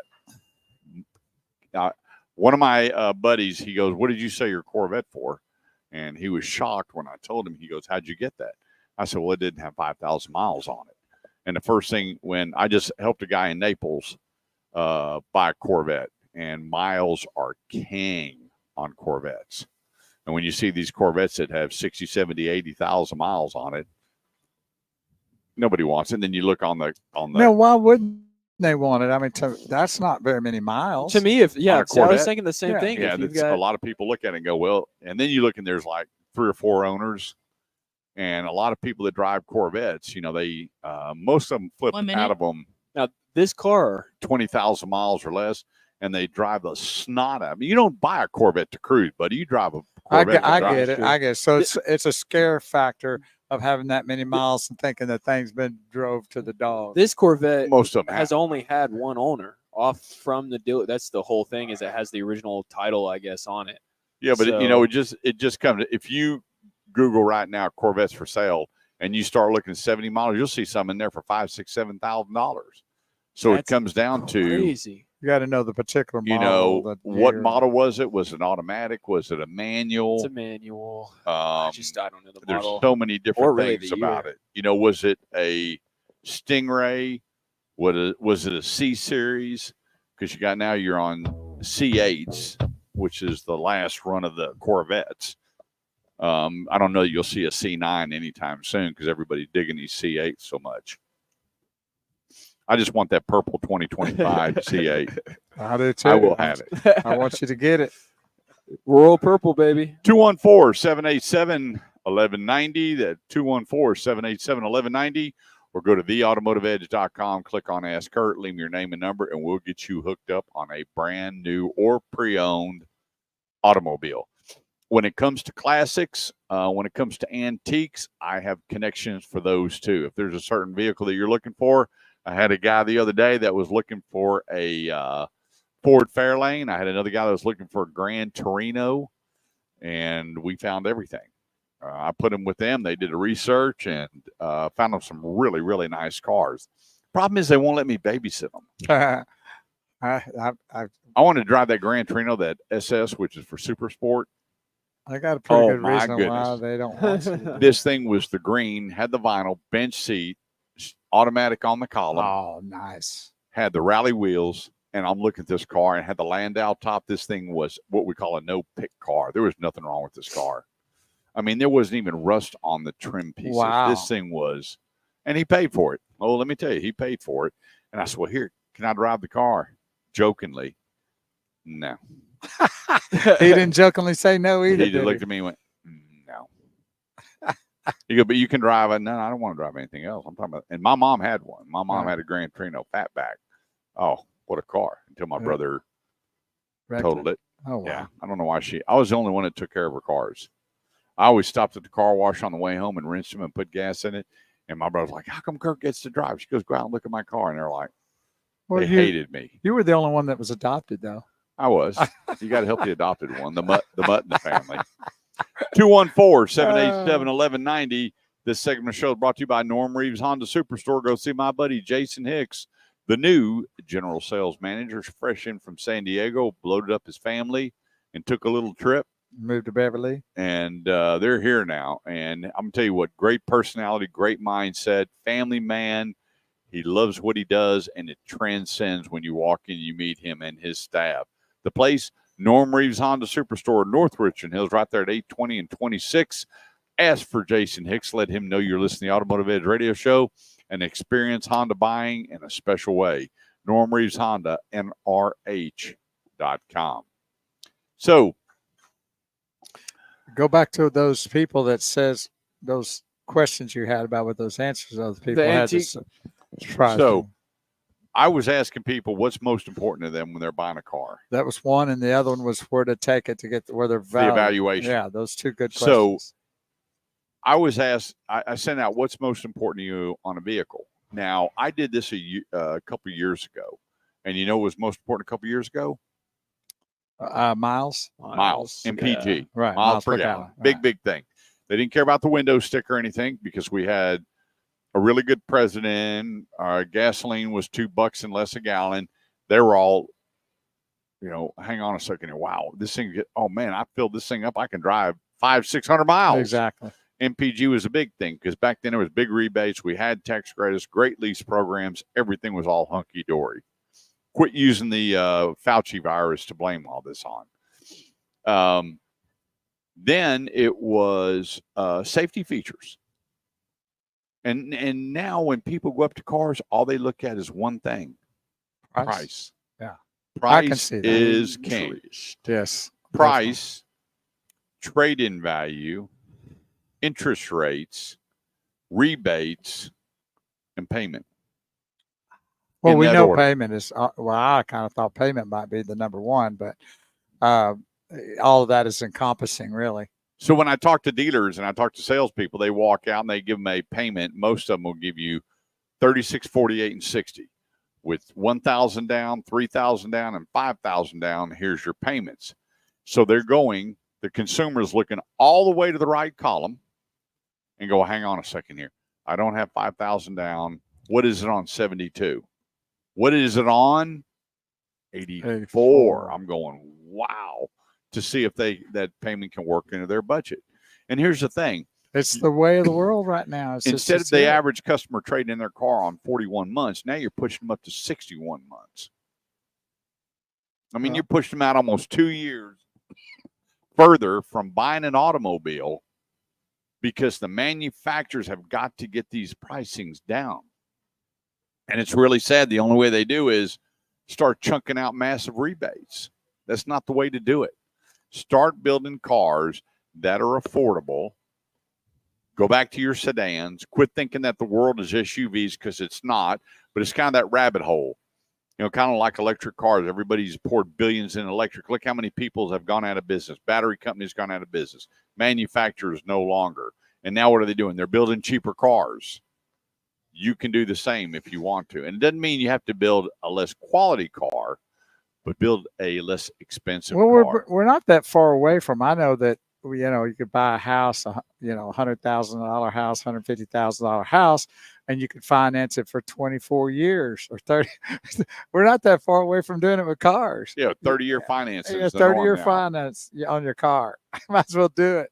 Yep. To get the payment down. For me, let me just tell you something. I am price conscious, and I know what my budget is cap on a car. So I would, if I went in the car business, I'd Google $35,000 cars, and then I'd start going out and driving everything. Google $30,000 vehicles, go out and start driving everything and spending the time in the vehicles. That's what I would do. And then once you honed it in, or you want to know where to go, who to see, what to do, go to theautomotiveedge.com, click on Ask Kurt, leave me your name and number, and we'll help you out. Let's jump into something real quick before we get back to questions. Car evaluations. Here's something. Black Book, now this is all on the same car. Black Book, which Black Book now is really used for older cars, I believe. The same car. I never even heard of Black Book. Yeah, Black Book, everybody. I've always heard of NADA or NADA. Yeah, Black Book was around. There was no Kelly Blue Book. It was, Okay. and now NADA is now owned by JD Powers. Okay. And so you had Black Book, same vehicle. Get this, 12.8 to 15.6. Okay, Kelly Blue Book, 17.7 to 19.1. That's a big jump. NADA right there with Kelly Blue Book, 17.150 to 19.1. Here's the other thing too. You may pull up to a dealership and they look at that vehicle and go, oh crap, Bo's trading in this vehicle, and the last time we got one is set on the lot for 120 days, 150 days. We had to take it to auction. Couldn't get any money at auction. We don't want it really. But if we take it, kind of like electric vehicles right now, if we're going to take it, then here's how much we're going to take and put in that car to take it. That's not what you want to hear. Right. So what you need to do, the best place, if you'll go to theautomotiveedge.com, click on Ask Kurt, scroll down, put your trade information in there. I'm going to shop it with 3 dealers. I'm going to go a little far out and a couple in, and then my own number. And I will tell you, hey, this is the average number of what we're selling. And people say, what about pickup trucks? Well, I would just tell you, I was blown away. There was a guy that was out in Quitman, Texas, and he went to a small dealership and had a really nice truck, and they put $3,000 more in it than the big city dealers because they had plenty of them. Gotcha. And he happened to have a really cherry truck. And to say that the other dealers wouldn't have, but I hit him with a number. He goes, well, I have this dealer out here. I was, buddy, winner, chicken dinner, trade with that guy. I said, but what is he selling you his for? And he told me, I was like, buddy, you just won. Awesome. Put the deal together. My sponsor won't do it. He's already given me a price on the vehicle. Now, people say, does that always work? And I said, no, it's all about the rig. This guy knew he had a good, clean pickup truck, and he can flip that truck really, really quick. So I've seen dealers that, and even when I was running dealerships, there'd be some product could pull up on my lot. I'm like, I don't even want it. I would call a friend of mine and try to lay it down with a different dealer because I didn't want that car. But there's still a true value. Whether they take the car or whether they lay it down with another dealer, there's still a good, true value on that automobile. And that's what we need to find out for you. But I would start out with Kelly or NADA. And when you turn over the very first page on NADA, you know what it said? Just a suggestion. This is a guide. Yeah. It doesn't mean carve it in 30 seconds. stone because NADA, they don't publish rebates and incentives. Let's take a quick break. We're going to get things wrapped up. 214-787-1190. It's the Automotive Edge Radio Show today, live. Burleson Nissan, 35 and Renfro Road. Come on out, and we'll be right back. Be right back. Are you leaving us? You couldn't do one more segment? Couldn't hold on one more segment. You've got 15 more minutes. It's not even that, really. You got Nad and 6 minutes of talking. He's having visions of a cold glass of water. You just run away then. Losers.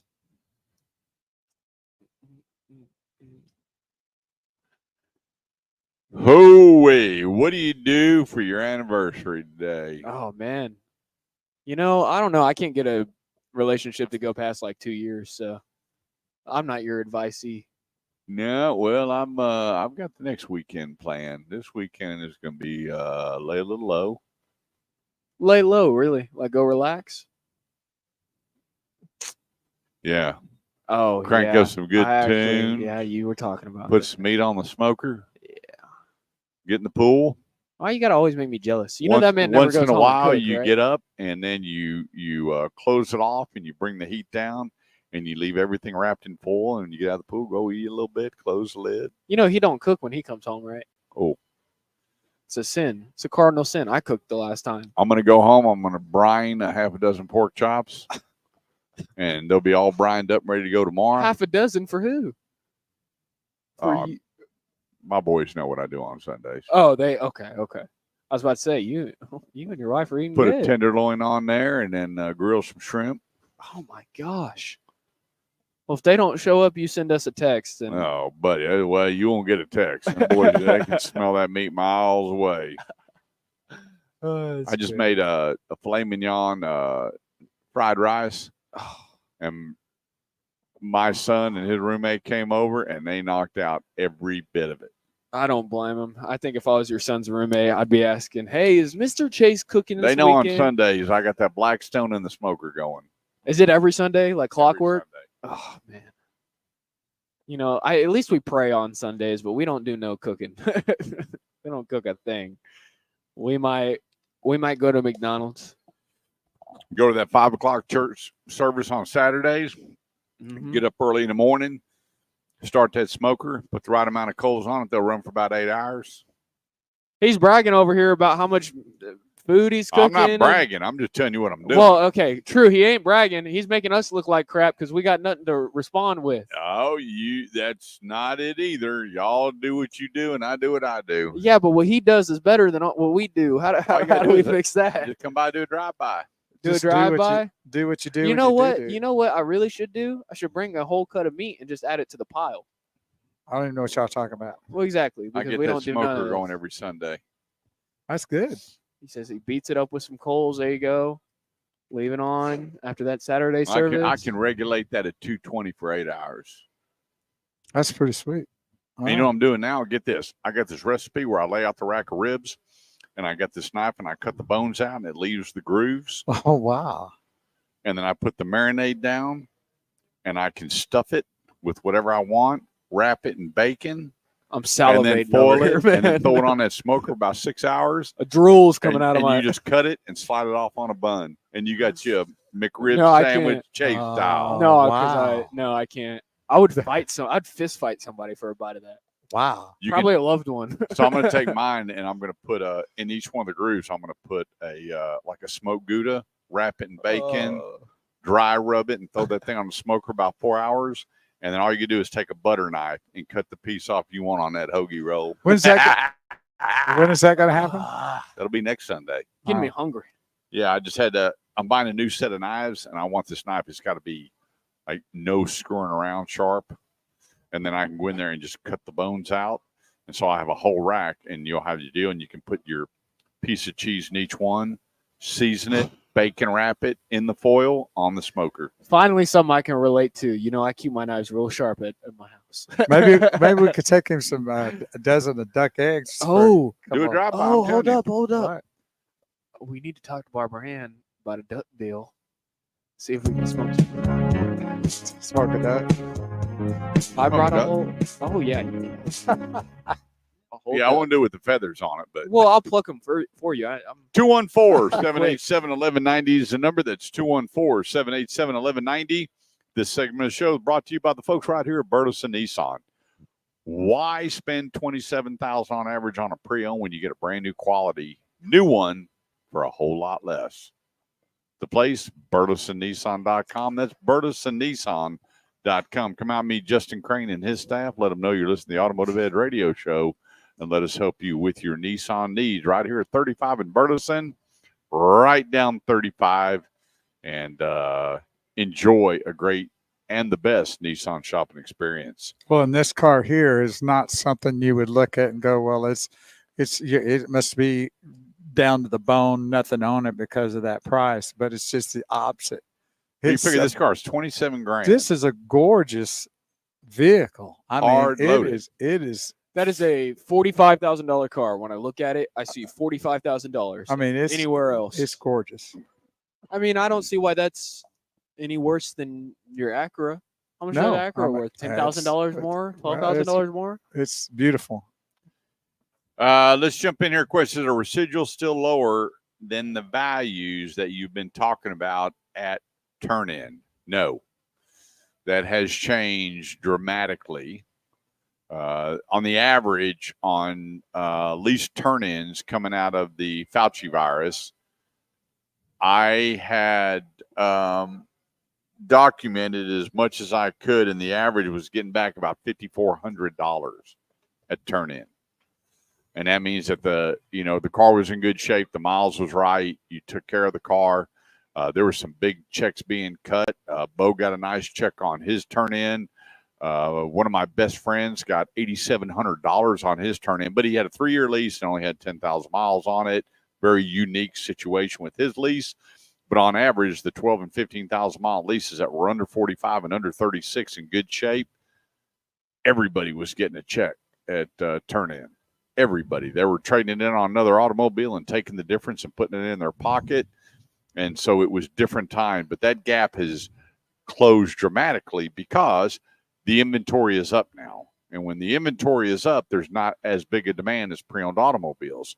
When Bo traded in his cars, they didn't have a lot of new cars. They tried to get every pre-owned automobile on the lot to balance sales and keep the dealership open. Those times have changed. So it doesn't mean that you don't have equity, but it's nowhere near what it was a couple of years ago, not even close. Well, a year and a half ago. Anyway, are certified still a better buy than new? It depends on what you want to spend. There's a bigger gap now between certified and new. If you back up pre-COVID, that number was very close. Within a couple $1,000s, you would get a certified pre-owned with, let's say, 18 to 26,000 miles for the same price as a brand new one. And they said, well, you got the additional warranty. That was no big thing for me. I'd rather go ahead and buy a brand new automobile because I'd be the only one driving it. I'd know everything about the car, even though it was CPO, which is brought up to, pretty much as close to new standards as you can get with the manufacturer signing off on it, was a good thing. But there's a big gap now and a good rates on the certified pre-owned versus pre-owned, and that's what makes it a good buy. Let's see here. What is a bad credit score? Low 500s. The lowest score you can have on your credit report is a 300. Highest is 1,000. And if you're below 500, it's tote the note pretty much. But I see 500s, high 500s, low 600s getting financed and some pretty respectable rates where if you back up, I saw rates in the 20s for people with challenge credit. And we know bad things happen to good people. But before you go dealer to dealer and you have 20 dealers pulling your credit, hoping you're going to get a car deal, call me first. Call me first. And let me tell you, don't do that. Don't run around listening to all these promises. Oh, come on in. We'll help you out. Big mistake. And they're pulling your bureau. And next thing you know, the dealer pulls your bureau. They send it out to 8 banks. So now you got 9 inquiries on your bureau, and you do that 3 times. How many is that?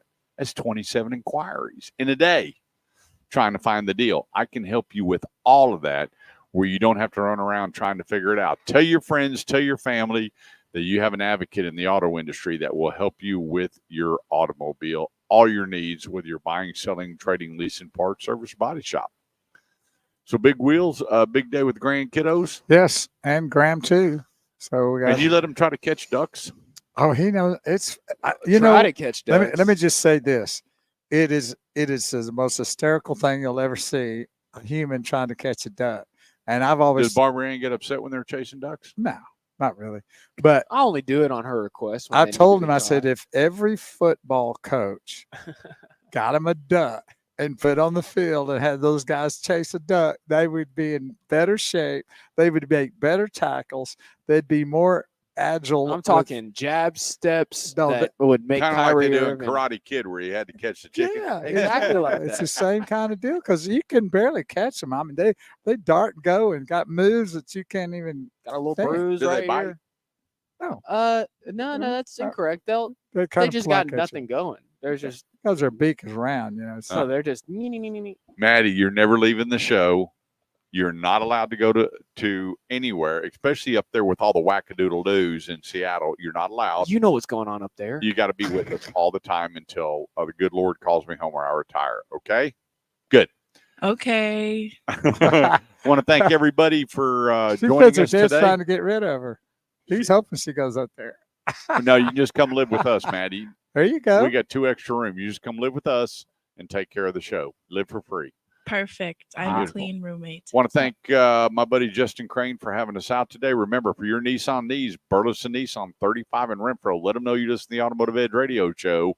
Bo, Marabou. Yes. Have a good weekend. Again, Beautiful and amazing. Thank you for the hamburger. Happy anniversary yesterday. to my lovely bride. I Yes. love you. 32 years and 32 more years to come.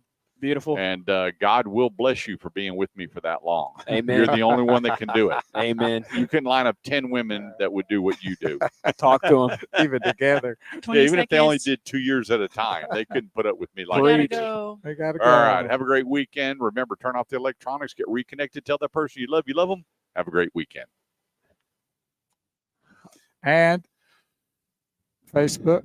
Thank you for Facebook, YouTube, LinkedIn, all Bo these Carver people. show page, Bo Don Carver show page, How many pages you got? and Kurt Chase's personal page, Art Smith. Shifting Gears. We're on Shifting Gears right now, right? We're on everything. Art Naismith, you the man, and you're funny as you the it, guy. man. We graduated from high school together. You've told me about Yeah. that, and I want to say, man, you are one of the funniest human beings He I've is gotten the honor of hysterical. reading comments from. So Yeah. thank you very much today. And don't forget Tuesday night, 7 p.m. to 8 p.m. on Shifting Gears. Also on YouTube at youtube.com at Shifting Gears 2024. That's the right Shifting Gears page there, channel. Shifting Gears 2024, and on my LinkedIn page at Big Wheels Bo Carver will be the Shifting Gears broadcast with Kurt Chase and myself Tuesday at 7 p.m. Be sure and join us and have a good time with us as we bring about stuff that I hope you'll enjoy. Take care and have a great weekend. See you next. Looking for you on Tuesday and for sure next Saturday. Take care. God bless. Have a wonderful weekend, and we'll see y'all later.